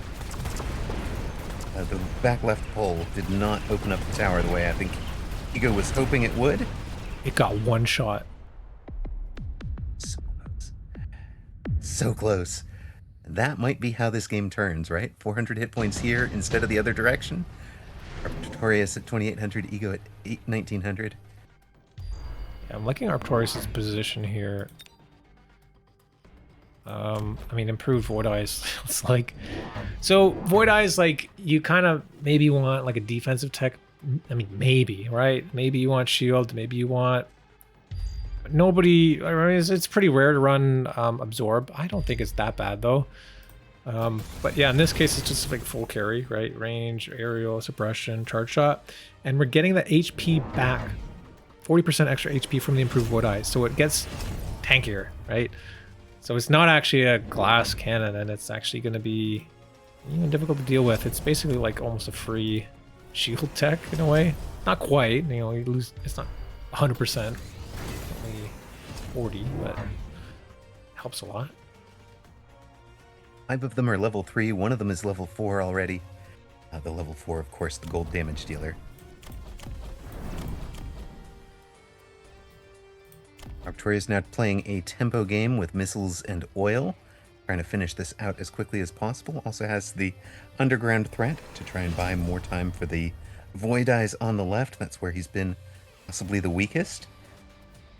Yeah, I wouldn't say necessarily trying to end it as quickly as possible. I think Arptorious wants us to go the distance. The oil will last a couple rounds, and he's just slowing things down. And you see this, like, the fangs are being deployed up in front. There's in preparation for potentially clicking portable shield. And just playing far back, forcing the scorpions to walk towards him. But then with, you know, a suppression shot, it's going to disable the scorpions, have to make them walk farther, make them not shoot as often, because they have to walk instead of shoot. The left tower is kind of under threat, though. I think with a little bit more oomph out of Egophobic, those units are deployed kind of beside and behind the tower. So there is an opportunity maybe if something could get in to get that tower, although it is level 3. There's a gap, but it's level 3. He's targeted it twice. Doesn't seem to be bringing it down. We get Ion Beam over the line of Void Eyes for Ego. Obviously, Arptorious also taking the Ion Beam.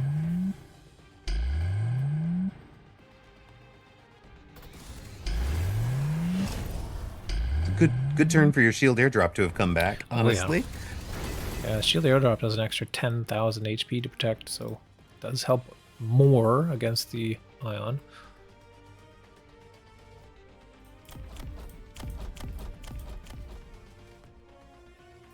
We have armor piercing on Mustang, which is cool.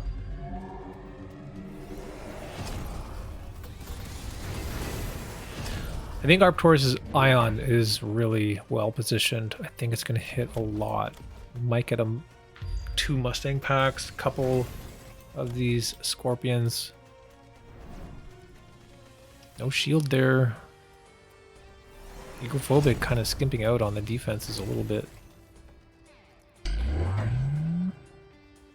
It does make me wonder if a Scorpion positioned here might have had better engagement on the tower. Where's here? Right where that level 2 Hound is, directly opposite the level 3 tower. I just wonder if those 2 units are kind of mispositioned relative to each other, where just having a Scorpion that was aimed straight at the tower would have been really helpful. Oil gets ignited as well. Gonna kill all those crawlers. Ooh, gosh. Those Ions are looking really good for both players, actually. All these Void Eyes are gonna get destroyed. That takes out the high-level Voids, right? So that favors Ego for this round. He's gonna win on the right, at least. As his healing Scorpion survived, but not long enough.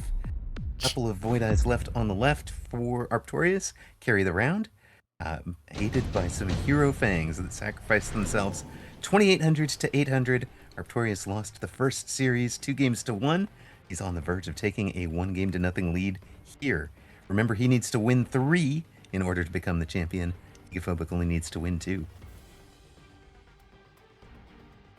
This would be amazing if we get that. I mean, getting a game 3 or like a reset bracket or whatever, like going the distance on all the series would be really kind of remarkable today.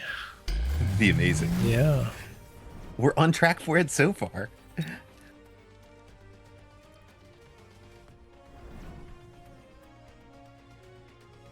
Also more interesting because, yeah, Ego was the one that knocked him down just a few moments before. Well, and for Arptorious, I think there would be a special power in overcoming losing that game that way, because he knocked Alpha Titan down to the losers bracket and then lost to Alpha Titan coming through the losers bracket and eventually the finals in much the same way. So he knows it can be done. He saw Alpha Titan do it against him, no less. Mm-hmm. Yeah, when they finished first and second in their Mini Masters Season 2. Aerial on marksman. Okay, canceled. Yeah, just range. There's nothing really in the air right now. I think he's worried about some kind of change. But... He was worried about a surprise air unit, but I think just make your Void Eyes fly is the correct answer there. For Egophobic, they add Fire Stormcallers. Helping with the chaff clear substantially, but yeah. I think the Void Eyes have just become too much. That line of voids, getting it done on the right, getting it done on the left. They don't care about fire, they just walk right through it. And Arptorious has one game won.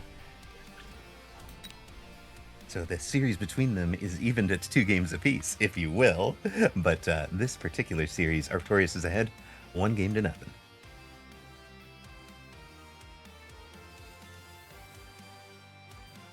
Yeah, really surprising not to see Ego not choose the improved Void Eye and getting a taste of his own medicine, perhaps.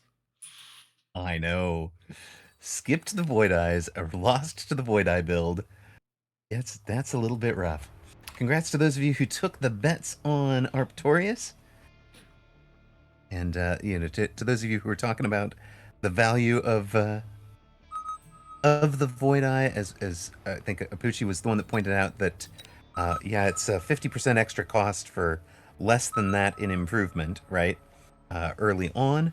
But by the time you've reached level 4, it's a 20% increase in the cost, and that's all. So it really has not hurt that much. And then a 60% increase in the damage output for 20% of the cost. It's just huge. Well, I think also, Void Eyes are such a cheap unit to deploy, and you kind of like deploy them later on in the game, maybe at level 2 anyway. So you often have extra cash to be investing in other stuff. That's why sometimes we see tax chosen pretty quickly on Void Eyes, is because there is some extra money to work with. And so that improved Void Eye card, I don't think it's completely, incorrect that you have a little bit less value for the dollar. But yeah. It's a good card. I think Improved Boat and Improved Wraith are probably my favorites. Yes, absolutely. And Improved Wasp used to be. I'm a little bit down on it since the range change. Yeah, I think approved cards are very cool, and I like all the cards that kind of augment and change units too. I'm not convinced that we need those kind of improved cards for giant units. I think it's a bit much. We see it with the boat, obviously, but it's tough to balance for sure. But I'd say overall, I love the fact that we have things like mass-produced and improved and other cards that change the flavor of a unit, because I think that is part of what keeps this game. Yeah, mass-produced for sure. It's just improved that I have a little bit of a thought about with giants. Yeah, fair. But I do feel like the fact that, hey, I might run a tech bar just to have this one card show up. I'm only running this tech bar for this card. I think that adds something to it. I think that adds some variability to the meta and some replay value to the game as a whole. I can agree with that.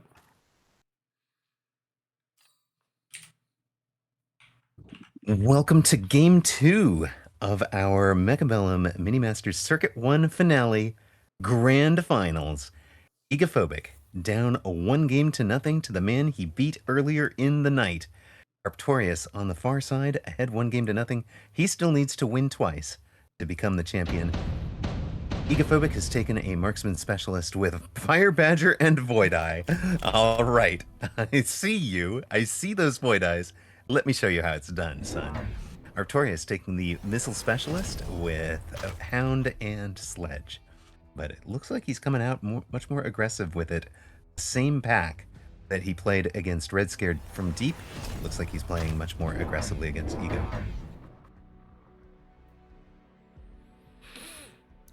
Yeah. Yeah, Fire Badger, Void Eye. We're gonna, I mean, is it just every Void Eye game that we see today is gonna be the Void Eye wins? Is that what's happening? I'm not going to say that at every level of the ladder, the Void Eye always wins. No, I'm just saying Right. today. Today, with players of this caliber, you know, I think it's I think it's pretty darn good card. Pretty good unit. Pretty good unit, exactly. It's this combination too with the Fire Badger. Fire Badger can just clear everything so the Void Eye can get its shots off. The Void Eye has a very long rate of fire. It takes 3.3 seconds between shots. So it feels really bad when it shoots a unit that it doesn't need to. In this case though, yeah, we have sledges and crawlers, or sorry, sledges and hounds left, which of course the Void Eyes eat for breakfast. In a lot of ways, Void Eye is, you know, I talked earlier in the cast about the being able to use a hound as chaff. Void Eye is the unit that just completely negates that. It one-shots the hound, it does not care. And the hound is not really a good chaff unit against the Void Eye at all. It's also a Mustang drop. Yeah, what's awkward about playing into the fire as well, I'm just going to talk about the Mustang for a second. Like, choosing Mustang, it's a good unit. It's a good versatile unit. You kind of need it to shoot the Void Eyes in the air. But when you have Fire Badgers that can use napalm, they can use Scorching Charge, leave a bunch of fire on the ground, oftentimes the Mustang can kind of wander its way through the fire. Or even a Fire Badger will charge right at the pack of Mustang, explode, and kill the whole pack. All it takes is just one. Sometimes it feels bad to pick the Mustangs. It's very fragile.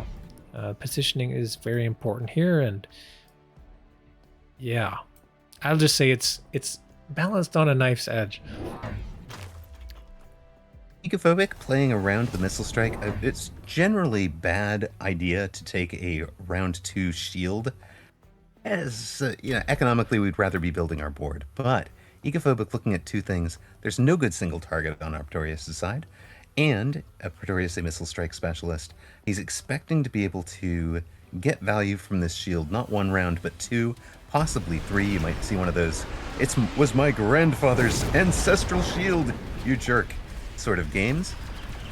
As you can see, that shield barely getting touched by the opposition side. It's clearly going to be standing for next round. So our Egophobic getting a lot of value against the missile specialist, and this is one of those specialists that really changes a fundamental piece of the game. You know, normally you would not want to be investing in this shield. Here, this shield doesn't just win round 2, it sticks around for round 3, where it's going to be mitigating that second missile specialist, and it's a lot of tempo for Egophobic. Yeah, it's going to block the smoke bomb potentially if there's going to be a smoke bomb chosen here too. I also think it's good to put because Egophobic is marksman spec, you get a level 3 marksman.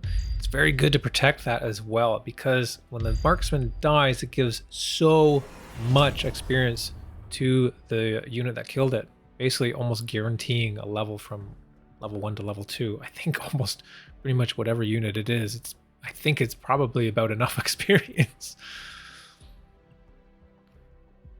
Egophobic taking plenty of time thinking about this. A level 3 marksman, for those keeping score at home, dishes out 1,000 XP.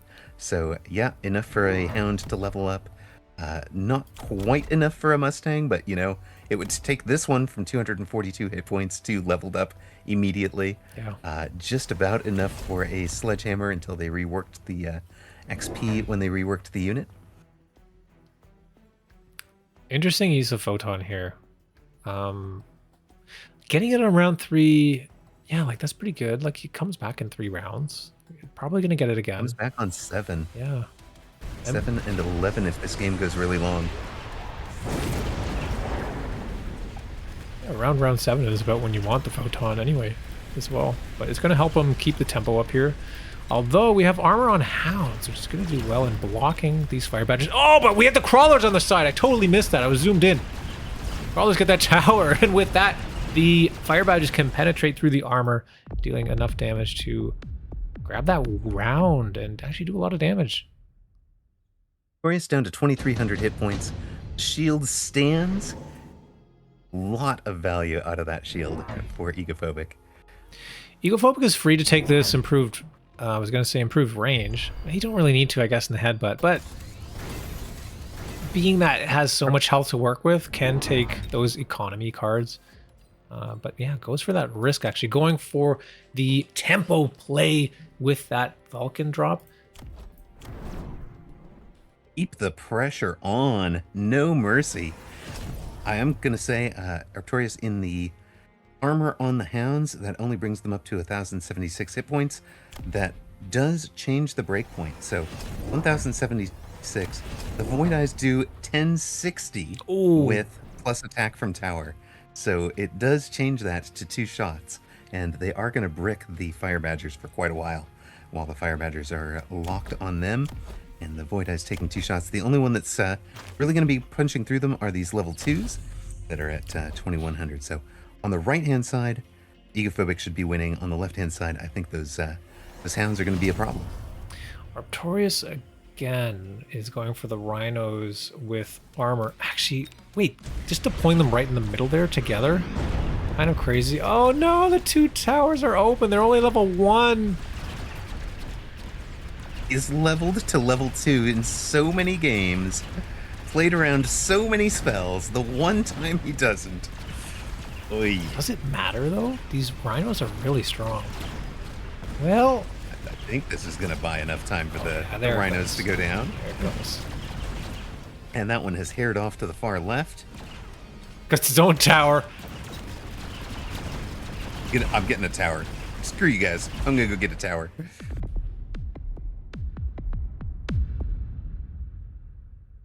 That's unfortunate. Egophobic and the Void Eyes in control. 4,300 to 1,300. Arptorious took game 1. Egophobic not about to go down in 2. Yeah, I think if there was no Vulcan there, it was actually looking really good for Arp. But now Ego knows that there's 2 Rhinos with armor, one with portable shield. It can take something to try to deal with that. You know, we might see Charge Shot or something on the Void Eye. More Rhinos coming down. Okay, yeah, Charge Shot essential. We get more Void Eyes too. And Whirlwind. Oh, baby. Oh, baby. We're going Blendo. We got the Blendo action happening here. We got Blendo text. We got Mech Rage on the bar. We've got Combat Evolvement as well. We might be seeing something really unique out of Arptorious here. Maybe this is the answer all along. Paging Sacco. Sacco 2023 called and wants to show off the blender. This is going deep into the playbook for Arptorious. Oh, there it is. If you don't understand what we mean by the blender, here it is. This is the blender. Using the mobile beacon, this back Rhino won't be able to engage with anything because it's a melee unit, right? It only attacks ground. Therefore, it will push the Rhinos in front of it further forward, even if they have already reached something and tried to stop to punch it. They're going to get pushed further forward. So this blender action just keeps moving forward, keeps whirlwinding, and should just chew through, well, just about anything. Does it chew through Void Eyes? Ooh. Spin to win, baby. Spin to win. We don't have temp speed. That's the only thing here. Rhinos are going to come in and get that free marksman as well. That mobile beacon placed perfectly. Get maximum XP as well as the tower. Get all the way to the tower. Now they've turned around. They're going to clean up the rest of the board. But eventually they go down. Eventually the Void Eyes did enough. There's a couple, just 4 surviving Mustangs to clean up the Wasps. Egophobic wins round 5. Blend this, baby. He's got Arptorious down to 682 hit points. Oh, we got a level on a Rhino, but it's the wrong Rhino. It doesn't have the portable shield. Would you like a Rhino assault when you have double-teched Rhinos? Yes, please. Oh dear. Yeah, okay. EMP, pretty good choice for Ego. I think he is guessing that the mobile beacon is bringing them to this tower now.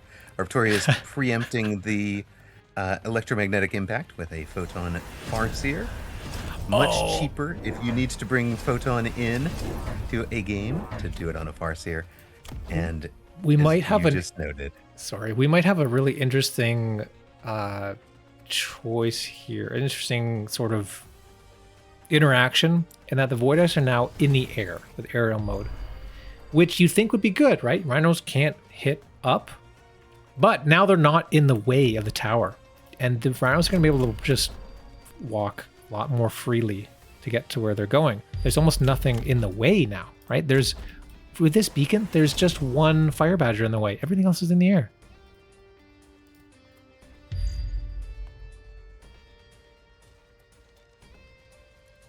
It's going to get missiled too. Oof. I think Blendo might actually work this round. Maybe. Beacon heading to the left tower, the call-in heading towards the right-hand tower. Egophobic, we talked about how he plays dangerously. Does not level either tower. Pays the price on the right. Will pay the price on the left in a moment. He's going to need to clear the air stuff, though. There's still, he's only 680 HP. That's what that Farseer is for, too. Going to be able to clear things up. Farseer gets the job done. The Wasps get the job done. This poor Rhino just sitting over here having a beer. My job is done. You guys have to handle the air. And he gets a level on the level 2 with the portable shield. He's going to be level 3 now. Another Rhino assault. Oh my god. It's Rhino time, baby. I'd love to see some mech rage chosen here. Come on, you got so many now. They're high level. We got another one coming down.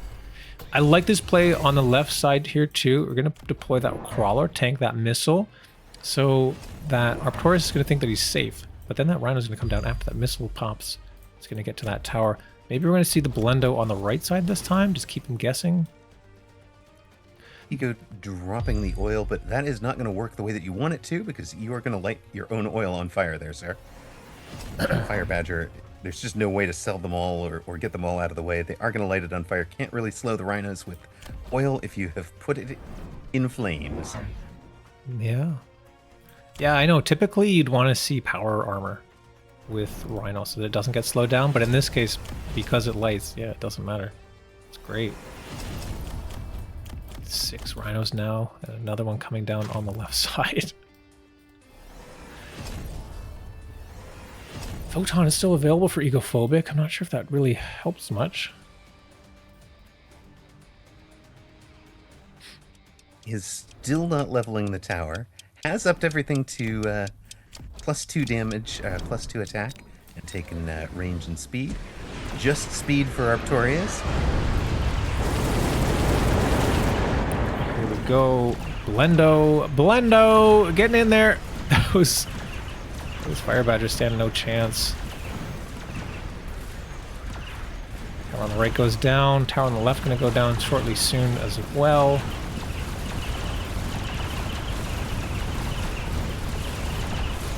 The tower takes huge for keeping the air units alive, making sure that this Farseer never gets engaged. Half a pack of Wasps survives. They do have aerial specialization from Arptorious, so they are his AA answer at the moment. He's got Egophobic down to 2,000 hit points. Arptorious is still at 680. Arptorious ahead 1-0 in our finals best of 3, but just a reminder, he cannot win it all by winning this game. He has to beat Egophobic 2 more times, because if he wins, there is the bracket reset sudden death finale. Now we've got Mech Rage picked up. These things are going to go very fast. +5 speed. Reduce attack interval is, not too bad either. But it's really about this movement speed. Oh my god, we got Comet Evolvement too. Okay, so if he pops a tower and things get slowed down, like these Rhinos, like as the round goes longer and longer, they're going to get more and more HP, more attack. The only thing I worry about... Rhino. Yeah, Quad Tech Rhino is amazing. You do not see this often. Oh no, but that Vulcan... We do have level 2 towers, though. It's probably okay. The Wasps can deal with it before it'll kill the tower. Egophobic skipped a level 4 Scorpion in favor of 2 level 2 Sabers. The level 2 Sabers do 21,000 damage. These Rhinos have 95,000 hit points, and they're going to be gaining hit points as they go with the combat evolvement. Just builds more Void Eyes. So here's the only problem, is if Arptorious cannot clear the air, if he loses all of his air units, or units that shoot up, he's only got 682 HP. So he could die just by not having enough units to shoot up.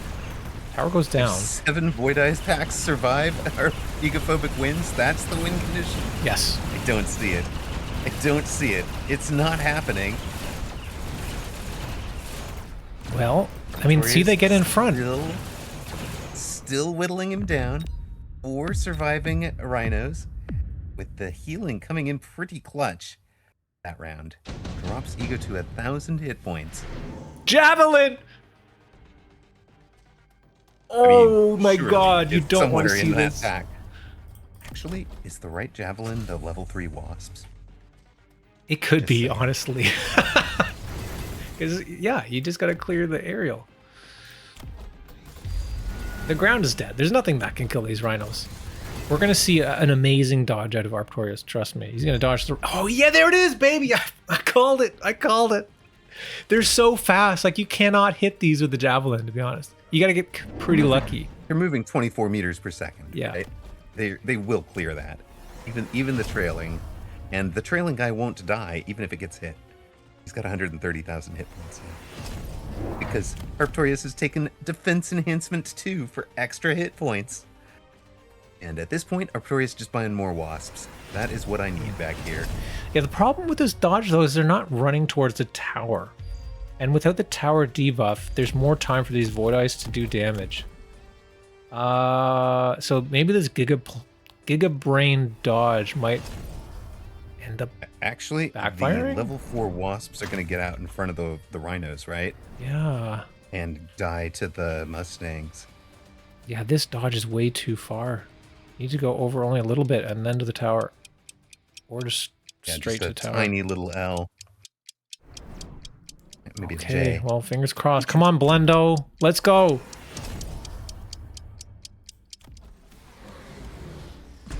I'm worried that these Wasps are going to die. It gets slowed down by the EMP, actually. That might end up working out in his favor. No. That's terrible. Yeah, now they're behind the Rhinos. That's horrible. Why did we EMP there, of all places? Oh my god. And now the tower goes down. That's gonna be it. There's too many Rhinos. And the EMP has worn off, keeping those level 4 Wasps alive. Costs Egophobic. Here, the Rhinos, 4-tacked Rhino, in the finals. This can't be something Arptorious has practiced or played before. This is just straight up. Follow the heart of the cards, follow the board, pick something that's going to work, right? That's amazing. What a game.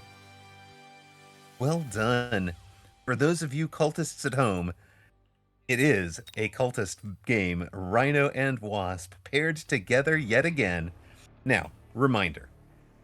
Arptorious has won this series 2-0.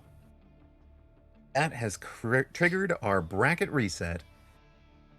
Winner take all, 1 game, $750 on the line. Well, part of a $750 prize purse on the line.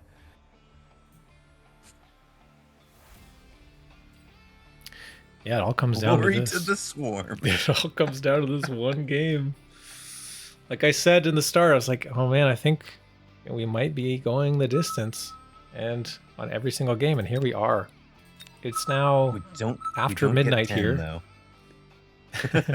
You, instead of having me open and introduce this final game, why don't you start with that? It's now after midnight, because that is perfect.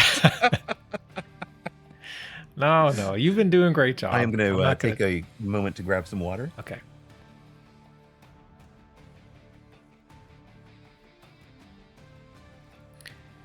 We are just in the lobby here, getting ready to go.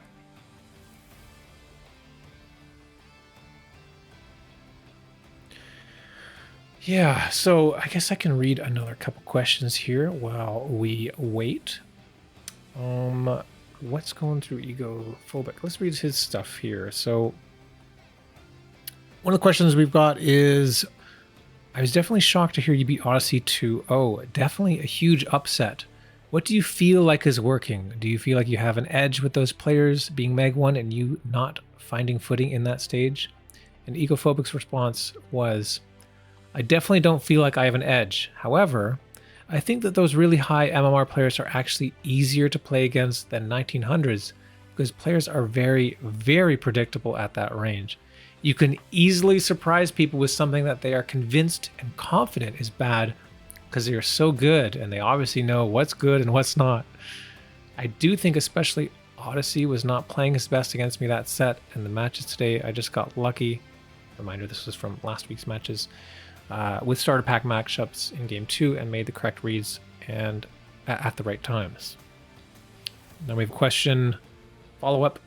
What's going to be your approach going into the finals? Are you someone who likes to grind to prepare, or are you one to take time away from the game and come at it later with a clear head? Answer from Egophobic is I definitely the whole focus next week is going to be on the new patch and how players adapt with only roughly 24 hours. I anticipate grinding a ton of matches on the test server to try to prepare and preempt whatever meta is going to emerge. So even though that's what Egophobic said, like, we haven't been seeing too much of new stuff. Like, we haven't seen Land Cruiser yet. That was even mentioned in one of the other answers that Land Cruiser might be pretty good tech, but no one has done that yet. I actually wonder if a little bit of overplay on the test server, like it has helped me a lot against players who are clearly trying to solve problems for the first time because they haven't spoiled the new content for themselves by playing on the test server. Right. But, you know, there were a bunch of balance changes made between what we were seeing on the test server at the start of the test server play and what actually released, right? A bunch of little changes and stuff. So I almost wonder if there's a bit of like, you know how an AI gets overtrained if you show it too much of a certain set of training data? Yeah, bad I wonder data. if that is You can, a little bit what happens here. yeah, you feed it toxic data and then it just responds with nonsense.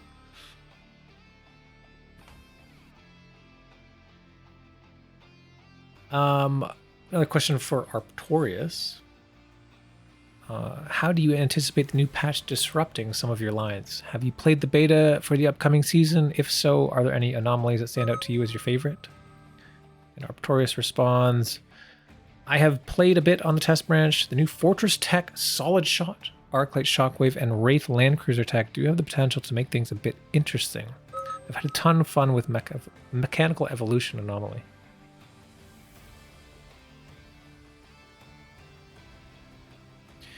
Looks like our players are back and ready, and we've got the game launching now. So we just got the minute and a half delay, and then we will be underway.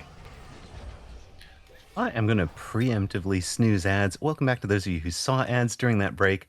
I'm going to make sure that we do not run an ad at any point during this match.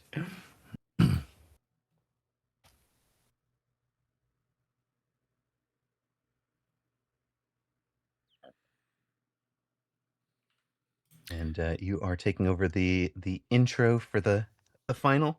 Oh, you put all this Or pressure do onto me. you don't have to. We can keep the same thing we've done all Yeah, tourney long if you would prefer. I think you've been doing a great job. You should carry us through. Take us home. All right. All right. I will bring us home.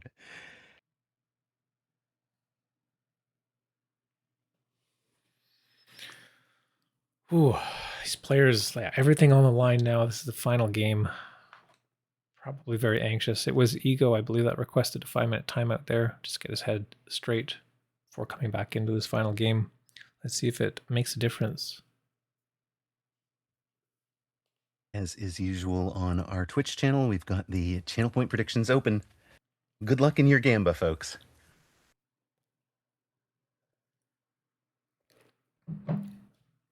About 15 seconds, we'll be underway.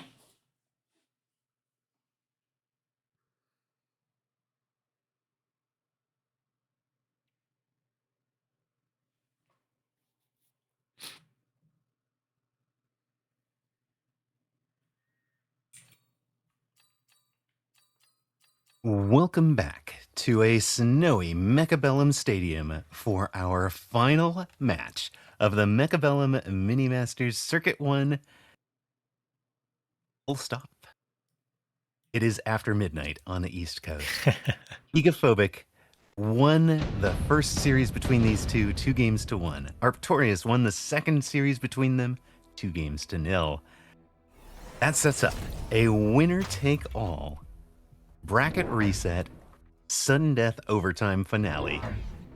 One game for the cash prize. Egophobic near side, quick supply specialist with a saber-tooth hound start, using the quick supply money to unlock the Phoenix. On the far side, Arptorious, a speed specialist with a marksman tarantula start, has mode on the bar for the marksman as a possible line here, as crawlers as his addition. Egophobic coming out on the left-hand side. Arptorious was thinking about coming on the right. With me in the booth, as always, Odds01. Hey, yeah. So Egophobic probably feeling pretty good about this start. Has the saber into the tarantula, obviously. Very good matchup. And also quick supply offering some extra money. Kind of crazy taking this Phoenix actually on turn 1. I am not sure about that one. Going into the marksman. We liked it when Red Scare did it, but you're not wrong that into the marksman it's a very different proposition. Yeah. It moves faster than the other units, so it can kind of get ahead. Especially, like, we got a crossfire, so it might get ahead, pop that tower, move to the right, and then die to a marksman. Yep. Part of the value that Red Scare was getting out of it, of course, was that there was no upshoot showing. So it wasn't like he was going into something that he knew could shoot up. Okay, here we go. Exactly what I said is going to happen is going to happen. The marksman gets a lock. Okay, it only gets to 1, though. Only gets to 1. Tower goes down. And with that, okay. Yeah. Oh, that feels really bad to be quick supply in a favored matchup where you have, sabers into spiders and you lose the first round. That really takes the wind out of your sails. Definitely going to hurt. He spent the 50 for the unlock. Now he gets offered the Void Eyes. We've seen Arptorious answer the Void Eyes. Arptorious picking up Steel Ball. Now we are seeing Egophobic's tech bar. We don't know Arptorious's. Is Arptorious running the high? Nope. The new extra range tech? No, I clicked on it right away. I was like, oh man, are we going to see something cool, something new? No, just typical range, energy absorption, armor, and mective.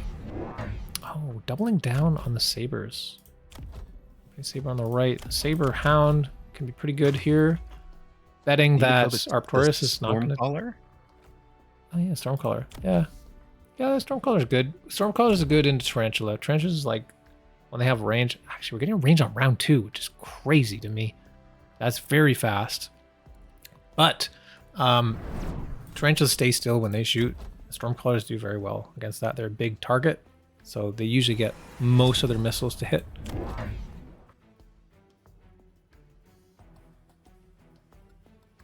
I do like this for Egophobic coming into this round now, that he's built out the right side. I think this round 2 range is... I mean, is to try to keep this the tarantulas alive against the sabers, to stay away from them, but there's more investment in sabers, so now you're locked into the tarantula matchup because you've already spent money on the tech, and you've already seen, and now there's 3 sabers, so like, it doesn't feel that good. And the Saber's actually able to handle the steel balls due to the Phoenix taking the tower on the left-hand side. This time, there's enough on the right-hand side distracting that the Phoenix don't get targeted. Egophobic wins round 2. Arptorious has won 2 games in a row against him, but Ego not going to go down quickly or easily in this one. 3,600 for Ego, 4,800 for Arptorious. We get round 3.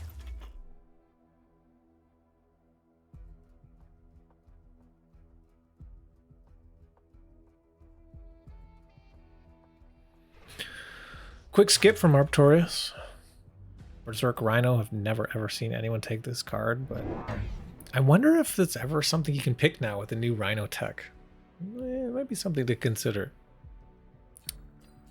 Efficient Giant offered. There's a thought there, maybe. Kind of. Berserk Rhino would have been, well, Berserk with Arptorious' board last game. Yeah, it would have been crazy. Isn't it more useless than ever with the new tech? Probably. Yeah. Probably. It already does it. Ego took the photon emission, as you can see played on the right-hand side, adding a saber out wide on the right and a missile to try and hit the steel balls that have been sold. So he's going to have a solid round, I think, especially because that missile, if I'm reading it right, I think that missile is going for Tarantula and Marksman and will pick up Crawlers as well. Yep. Arptorious adding a Tarantula on the far left, and of course has leveled that left side tower up to level 2. Ego's taken Photon a couple times now in an early round.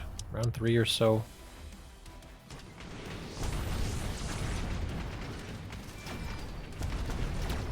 Yeah, more sabers. So we're gonna get this saber into Tarantula, which, yeah, it's gonna favor Ego in the long run. I mean, providing he has sufficient chaff clear, there's also the possibility that because the Tarantulas are much better at chaff clear, that you know, Arptorious will be able to get stronger units later to be able to deal with the sabers. The sabers might get stuck on stuff, but for now, the onus is on Arptorious to find a way to solve this problem. Advanced missile. That could help. This really just forces you to buy some chaff along the line, right? But Yeah. it does up this damage of a sentry missile from 5,000 to 15,000, which is not quite enough to pop a Sabertooth, but you know, it is enough to put a lot of hurt on them, leave them vulnerable to basically a single shot from a Tarantula. So that, if that goes the way that Arptorious is hoping, that might actually be a bunch of experience for these Tarantulas that they could definitely use. Yeah, you're right. That's even better that it leaves them with a little bit of health. But so the play here with that, like you said, does force chaff to come out in front. We do see this here, but at the same time, you know, Egophobic needs better chaff clear. There's a lot of packs of crawlers already, and there's only, you know, a hand. Well, actually, there's a fair bit of hounds too. But he's added a 6th hound this turn. He's been basically buying a hound around, I think. Yeah. But what I mean is, like, he's going to be kind of low on deploys if he's having to deploy chaff clear and chaff and all this other stuff. And next round, he's definitely going to be low on deploys as he tries to protect the sabers. Spider's just one shot from me. Yep. Tasty, tasty meal for a spider. This round did cost Arptorious 100 in that missiling out. He brings Egophobic down to 2,600. Again, we are in our final match. Winner take all. Nerves have got to be going for Egophobic after 2 losses in a row. He did wisely take that break between matches to kind of shake it off and reset his mentality, I think. Anti-interference is nice. You really only see this from like high-level players, I feel, that understand, like, okay, I'm gonna put this on the right side. I might be under threat on my left tower. If the left tower goes down, it's still gonna be able to shoot through the tower of debuff. That's what the anti-interference module does. Also prevents hacker. I mean, there was a potential for the elite hacker to be picked up. Level 3 hackers. It's not going to be chosen in this game, but yeah. It also prevents the unit from being EMP'd. Yeah. So it's like a permanent photon. That's true. Yeah, that's actually really strong. Raiden coming down for Arptorious. One on the left, one on the right, kind of splitting them up a bit. Sometimes you see Raidens kind of bundled together because as they, I don't know, they just do a lot of damage. So sometimes keeping them together is better. You know, they're very slow rate of fire. They pair really well with the Tarantula though. It's going to do well dealing with these hounds. Yeah, it's perfect into the hounds. In fact, I think the existence of units like Hound and Void Eye that come in packs of 3 to 5, Hound, Void Eye, Steel Ball, and Sledge, of course, really is part of why Raiden has been such a strong part of the meta, or ever since it came out, really. Oslo obviously deals with those Phoenix too. So now losing on the ground, but winning in the air, which means winning on the ground. I dealt with the Phoenix this round, but I do think Phoenix is a good answer to Raiden overall. For now, though, Arptorious double Egophobic's hit points, 3,400 to 1,700. We go to round 6. You said Ego needed deploys. He gets the additional deployment slot. It's a little later than you might want to see it, but it's a pretty good pickup. Ooh, super heavy. Nice. Oh, yes. Super heavy. Level 2 Raiden. That looks great. That thing's not going to die. Another Raiden deployed. I mean, yeah, that's what I was going to say. You said that you like Phoenix into the Raiden, but really, I don't see it. It dies so easily. Trust it? No, and neither does Ego. He sells out of it immediately. That is not the answer. Go for 4 mass recruiting, eliting, 4 level 2 marksmen gives them aerial specialization. Yeah.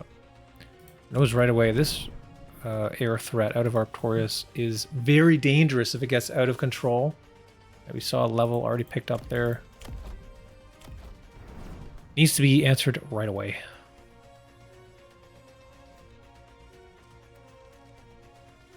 It's a lot of single target damage though, right? We got the Sabertooth and the Marksman though, both single target. I feel like the Chaff Clear is not scaling. It's just these Hounds, and they're going to slowly get picked up by these Raiden. So, might be okay, but Ego might need to be looking for some other kind of Chaff Clear later on. Note from chat, from Ipuchi, Ego is very, very vulnerable to wasps. It's pretty rare to go 6 rounds into a game and not have any kind of wasp protection. No fangs, no Mustangs, nothing at all. So he's going to win this round. The marksmen get the job done. But Arptorious has got to be thinking something like wasp. I think Egophobic will know that. He's got to be thinking Mustang next turn. Yeah.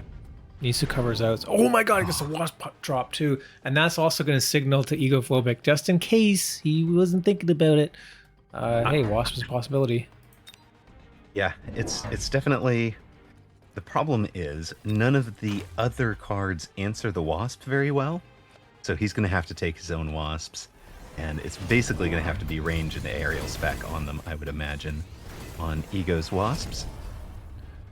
Assuming that Arptorious committed into 5 wasps. He does not. I was going to say, actually, because Arptorious has the Giants on the board, can do a lot of damage. If all he needs is one good round here, and it can actually deal a death blow.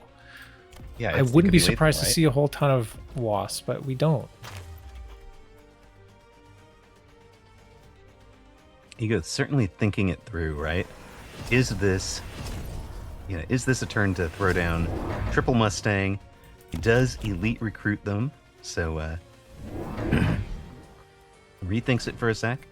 Does elite triple because he's got the additional deployment slot, so he didn't need to unlock the mass recruit. I think he should borrow in range. There's so much damage potential on the board. Round 7. Does borrow, takes temp range and temp speed, so that leaves him with 200. He's already sold, so the 200 remaining would be potentially a intensive for the one in the middle. There you go, it's now level 3. Okay, this could work too. I mean, the temp range is very good as well. I'm going to say it was vulnerable perhaps to a 5 wasp play from Arptorious. It's good enough against what he's going to see. What's actually on the board, it's good enough.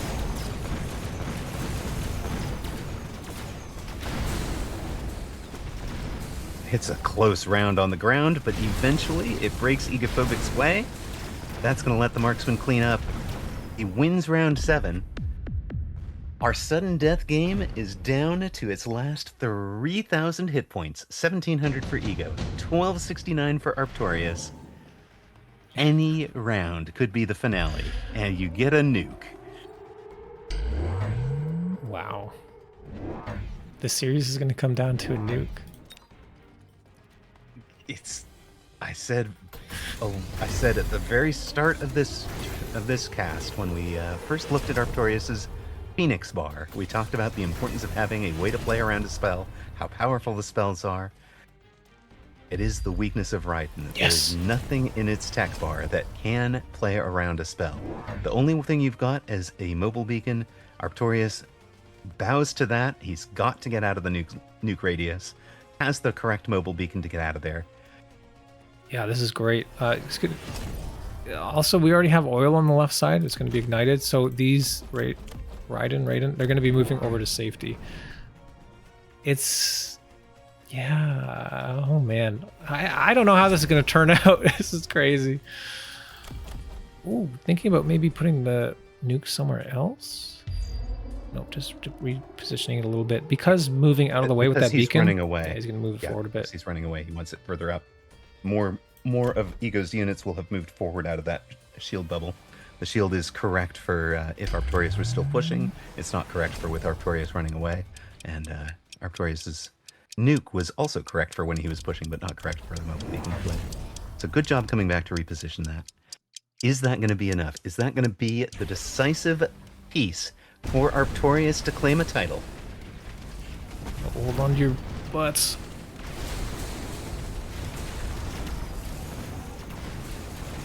Here it comes.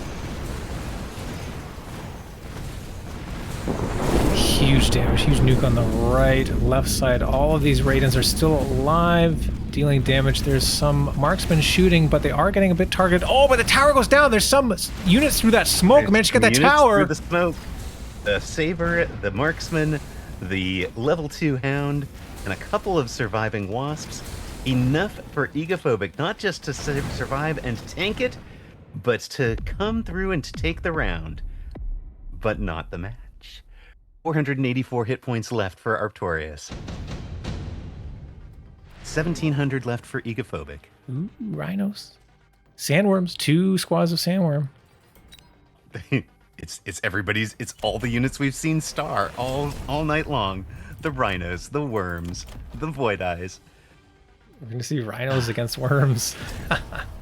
Level 3 rhino beats level 1 worm. Hard. Yeah. Level 2 rhino actually can beat a level 1 worm.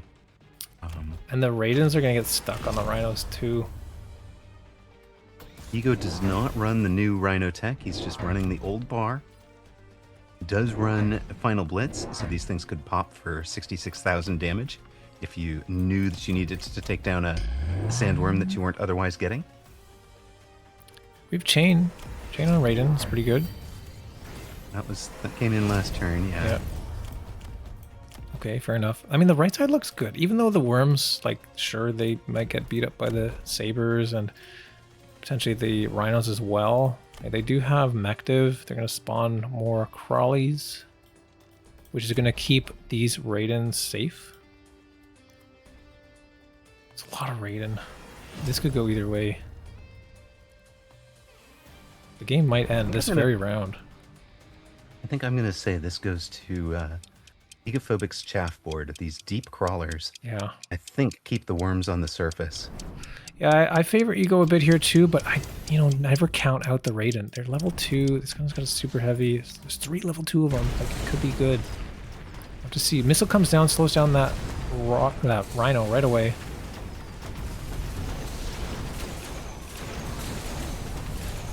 Holding my breath here. Backside rhino, flank deployed on the deep right, is just working through level 1 crawlers right now. Eventually, it's free. It's AA Mustangs, he's gonna get the tower. Marksman, tower take at a critical time. No that way. Rhino is a hero, and Egophobic is a champion. Unbelievable round for Egophobic. That's incredible that this flank rhino managed to secure the win. That was like fully up to this guy right here. What a great play. Takes out the level 2 tower, buys enough time.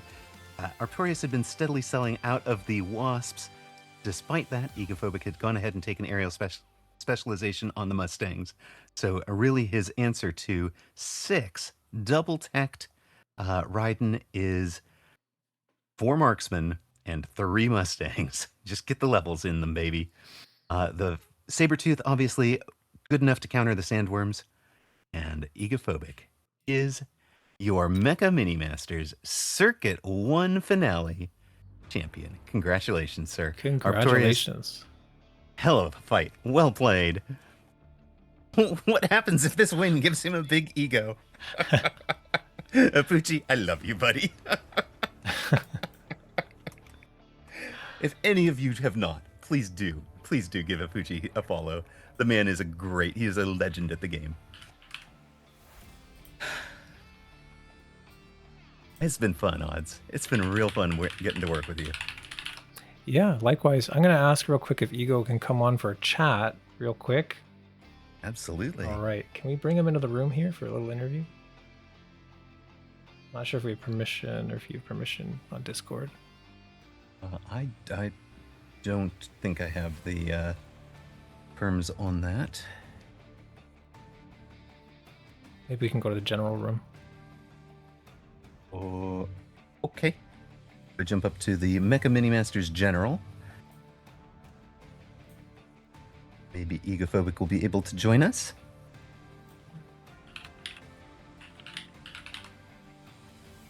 Currently muted, but in the room. Welcome. Congratulations, my friend. You are the champion. Hey guys, thanks. It's hard to believe, honestly. Well done. What did you think of the blender that Arptorious ran? Yeah, I mean, all I can say is nerf Blendo, right? Like, I don't know. I really had not ever encountered that before on ladder or anything. Like, I know I've seen Ragin run it, and I've seen, you know, all those.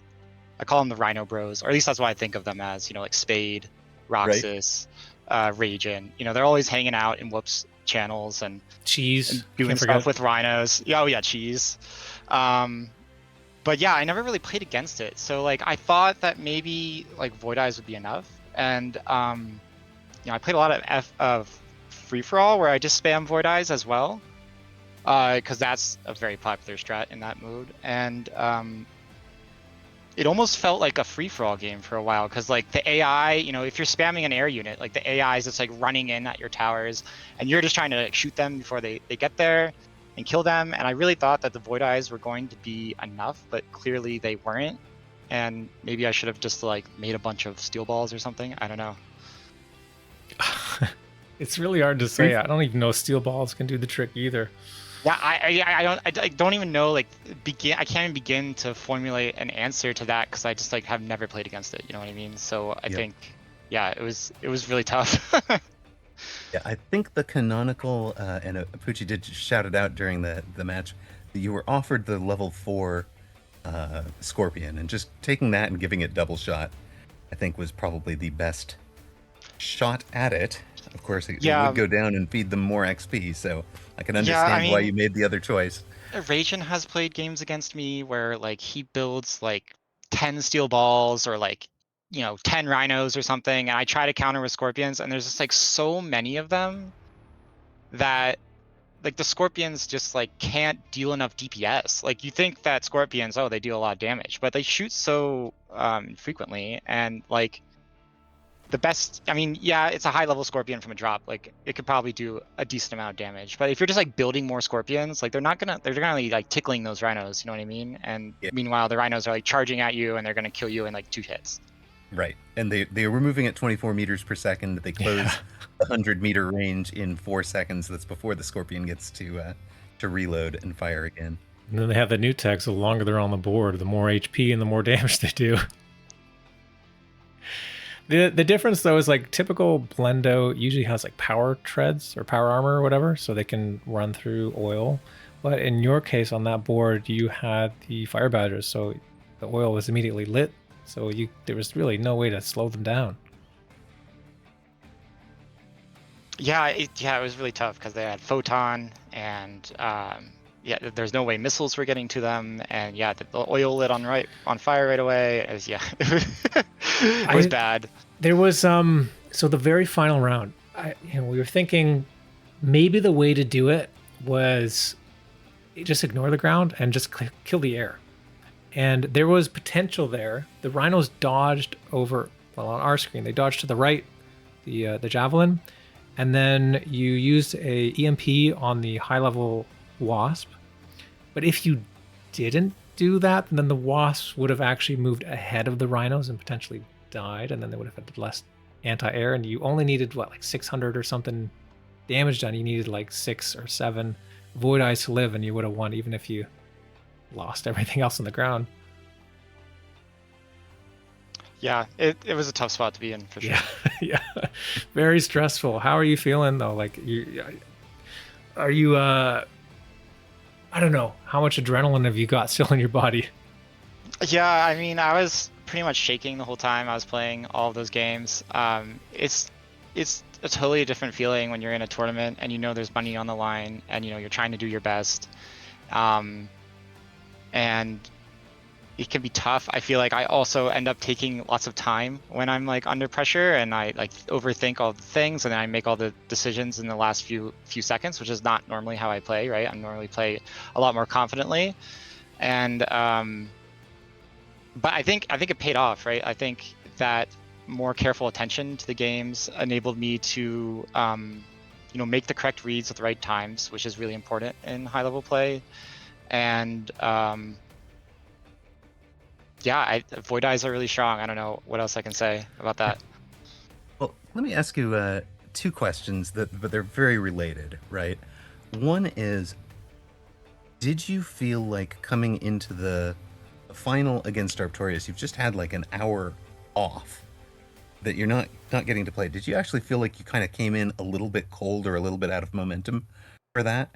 And then follow on, what did you do in the 5-minute timeout that you gave yourself to reset, to just clear that and come back and play this last match as confidently as you did? I mean, I feel like going in after an hour break, I think was actually probably advantageous for me because poor Arptorious had to play like all these games in a row, right? Like he didn't get at like, yeah, he played all the games. Like that's really tough. Went That's like full game too. That's really hard to do, and so I think that mentally I probably had the clear advantage there. And in terms of the 5-minute break, I really need to feed my cat, so that was primarily what I was doing. But I also took the opportunity I to love it. It's just the most mundane. I'm just gonna nope, forget it. I'm gonna feed the cat. Get myself a drink. I mean, he has to be fed at certain right times, and yeah, had to go to the bathroom. But it did. I mean, I think that a little bit of a break does really help clear your head in those situations for sure. Like even just 5 minutes, I'm not thinking about Mechabellum for like a second.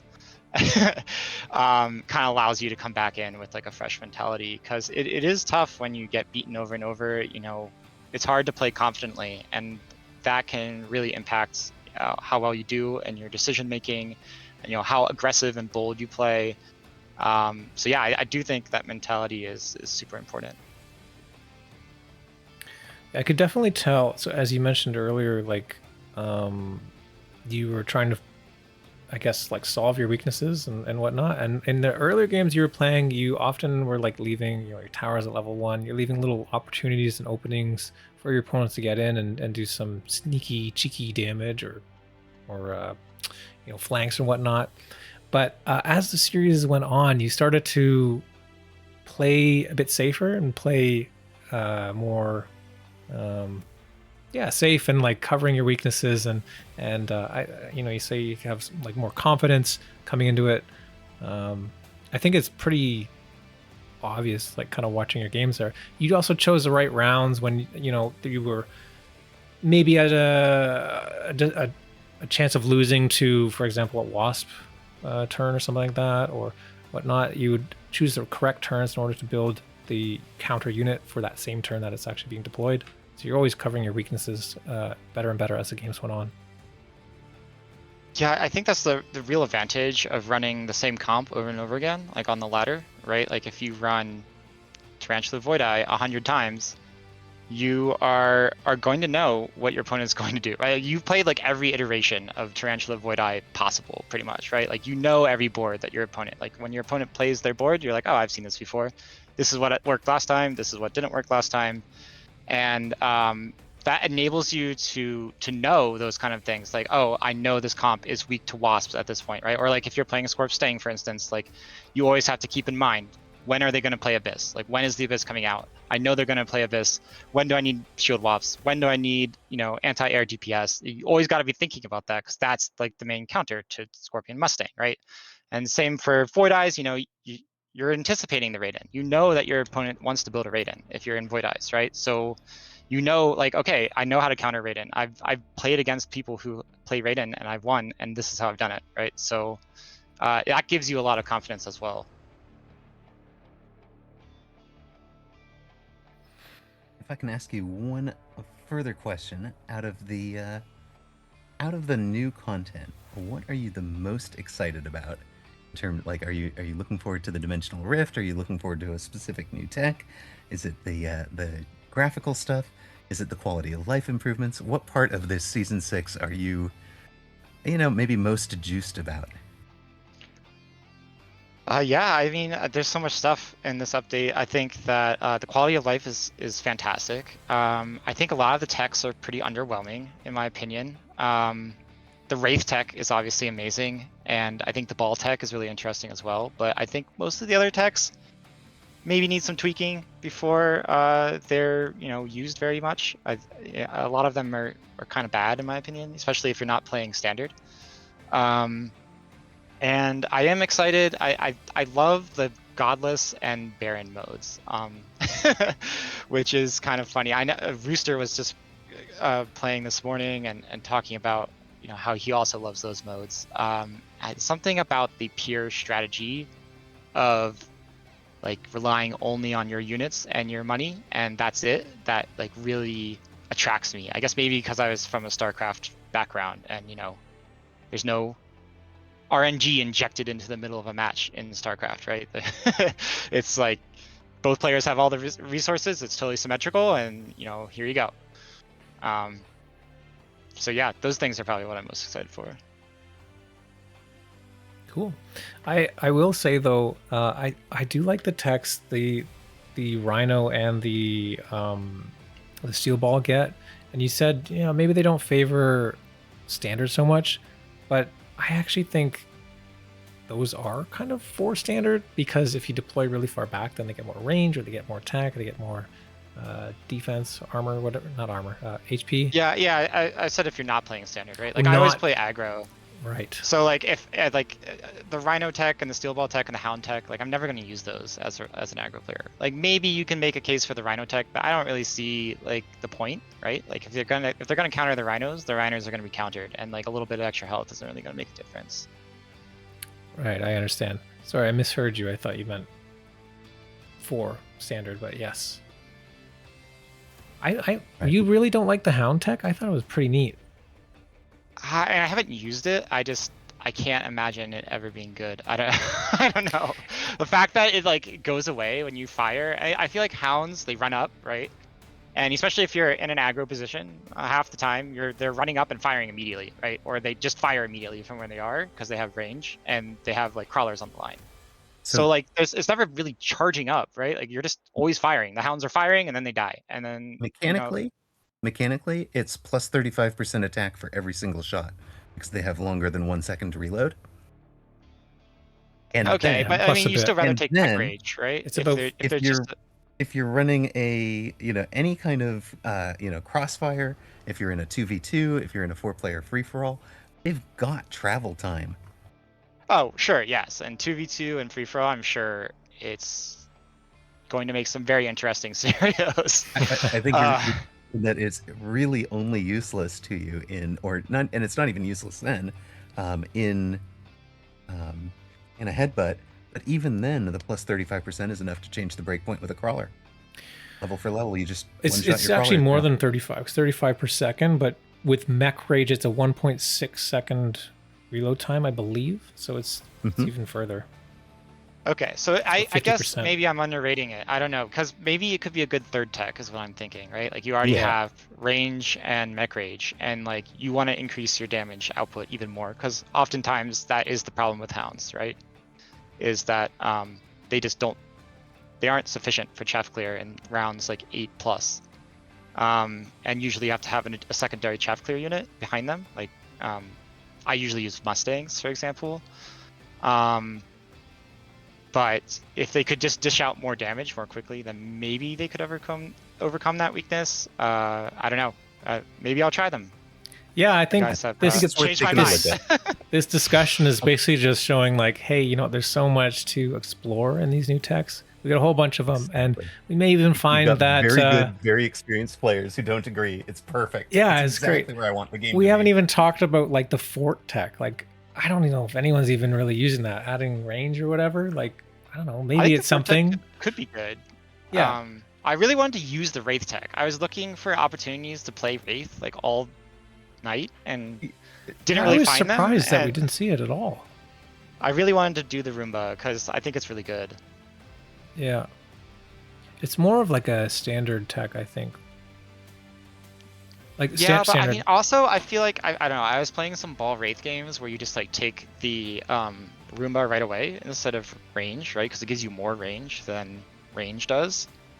And it was having pretty good success with it because they build marksman, like everyone builds, marksman to shoot the Wraith, but they can't, if they lose that air priority targeting, it's very hard to hit the Wraith. Like you just never hit it, right? Because stuff is always going in front of it, and there's no way to target the Wraith specifically. You just have to like clear everything in front of it. And Rooster was talking about this as well. Like a unit on the ground that can shoot in all directions and has multi-targeting is just like insane. It's like clearly the best chaff clear in the game, like way better than Vulcan, because it can shoot in every direction with insane range. Yeah, yeah, it's nuts. Yeah, I was playing it a bit. Anyway, I don't know. I was playing it a bit, and I had like they were shooting the storm callers. Like it was like so far. That's wild. From across the map. It's crazy. Yeah. All right. I think it is just about time to bring our cast to an end. Egophobic, is there anybody you'd like to thank that you for example, that you were doing training with, that you did coaching with? Anybody you'd like to give a shout out to? Any last words for the audience? Well, thanks everybody for watching. It was really fun playing everybody in this tournament. And I guess if I had to thank anybody, it would probably be Parko9. He's always, rooting for me. He's always cheering me on. He invites me to scrims, and he's there with me in tournaments frequently. He's hanging out with me in streams. So yeah, I mean, he's been a huge help to me, and just always gives me support, and he's just a really nice guy. So yeah, shout out Parko9, who watches watch. Shout out Park. He says, "Yay, I got the credit." So a thank you from him. Excellent. Thanks. Well, our thanks are to all of the players. Really appreciate the time that you guys put into it, and to our tournament organizers. I know that Odds, you did a bunch of the tournament organization. I think Free For All did some, and of course to our tournament creator and organizer, Clint Leetwood, without whom this would never have happened. So thank you very much. And his message to us is, thank you all for making esports real. Well, that makes me feel all warm and fuzzy. Thanks, guys. It's been such a great time casting this. Thanks, Amarok. And yeah, hope everyone has a really good night. And yeah, you're the champion now. And I don't know if we're going to have another mini masters or whatever comes next. But, for the next while, you are now the winner. There's no one better than you. For the time being. We just have to do this. Thank you. We just have to do this for 8 more years so that we can have a grand circuit finale of all the different circuit finales. That would be great. Odds is trying to give me the ego. We were wondering what happens if you get an ego. Wait, you're egophobic. Do you become afraid of yourself?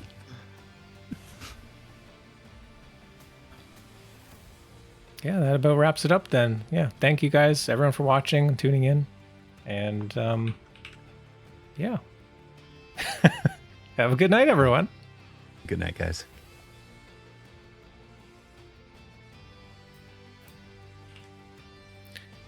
All right, Twitch. Thanks again one last time. Have a good evening. And if it's YouTube that you're watching this on, please, if you've made it this far, that's worth a subscription, right? Go check out the YouTube. Give me a subscription. Leave a comment. Say hi. See you next time.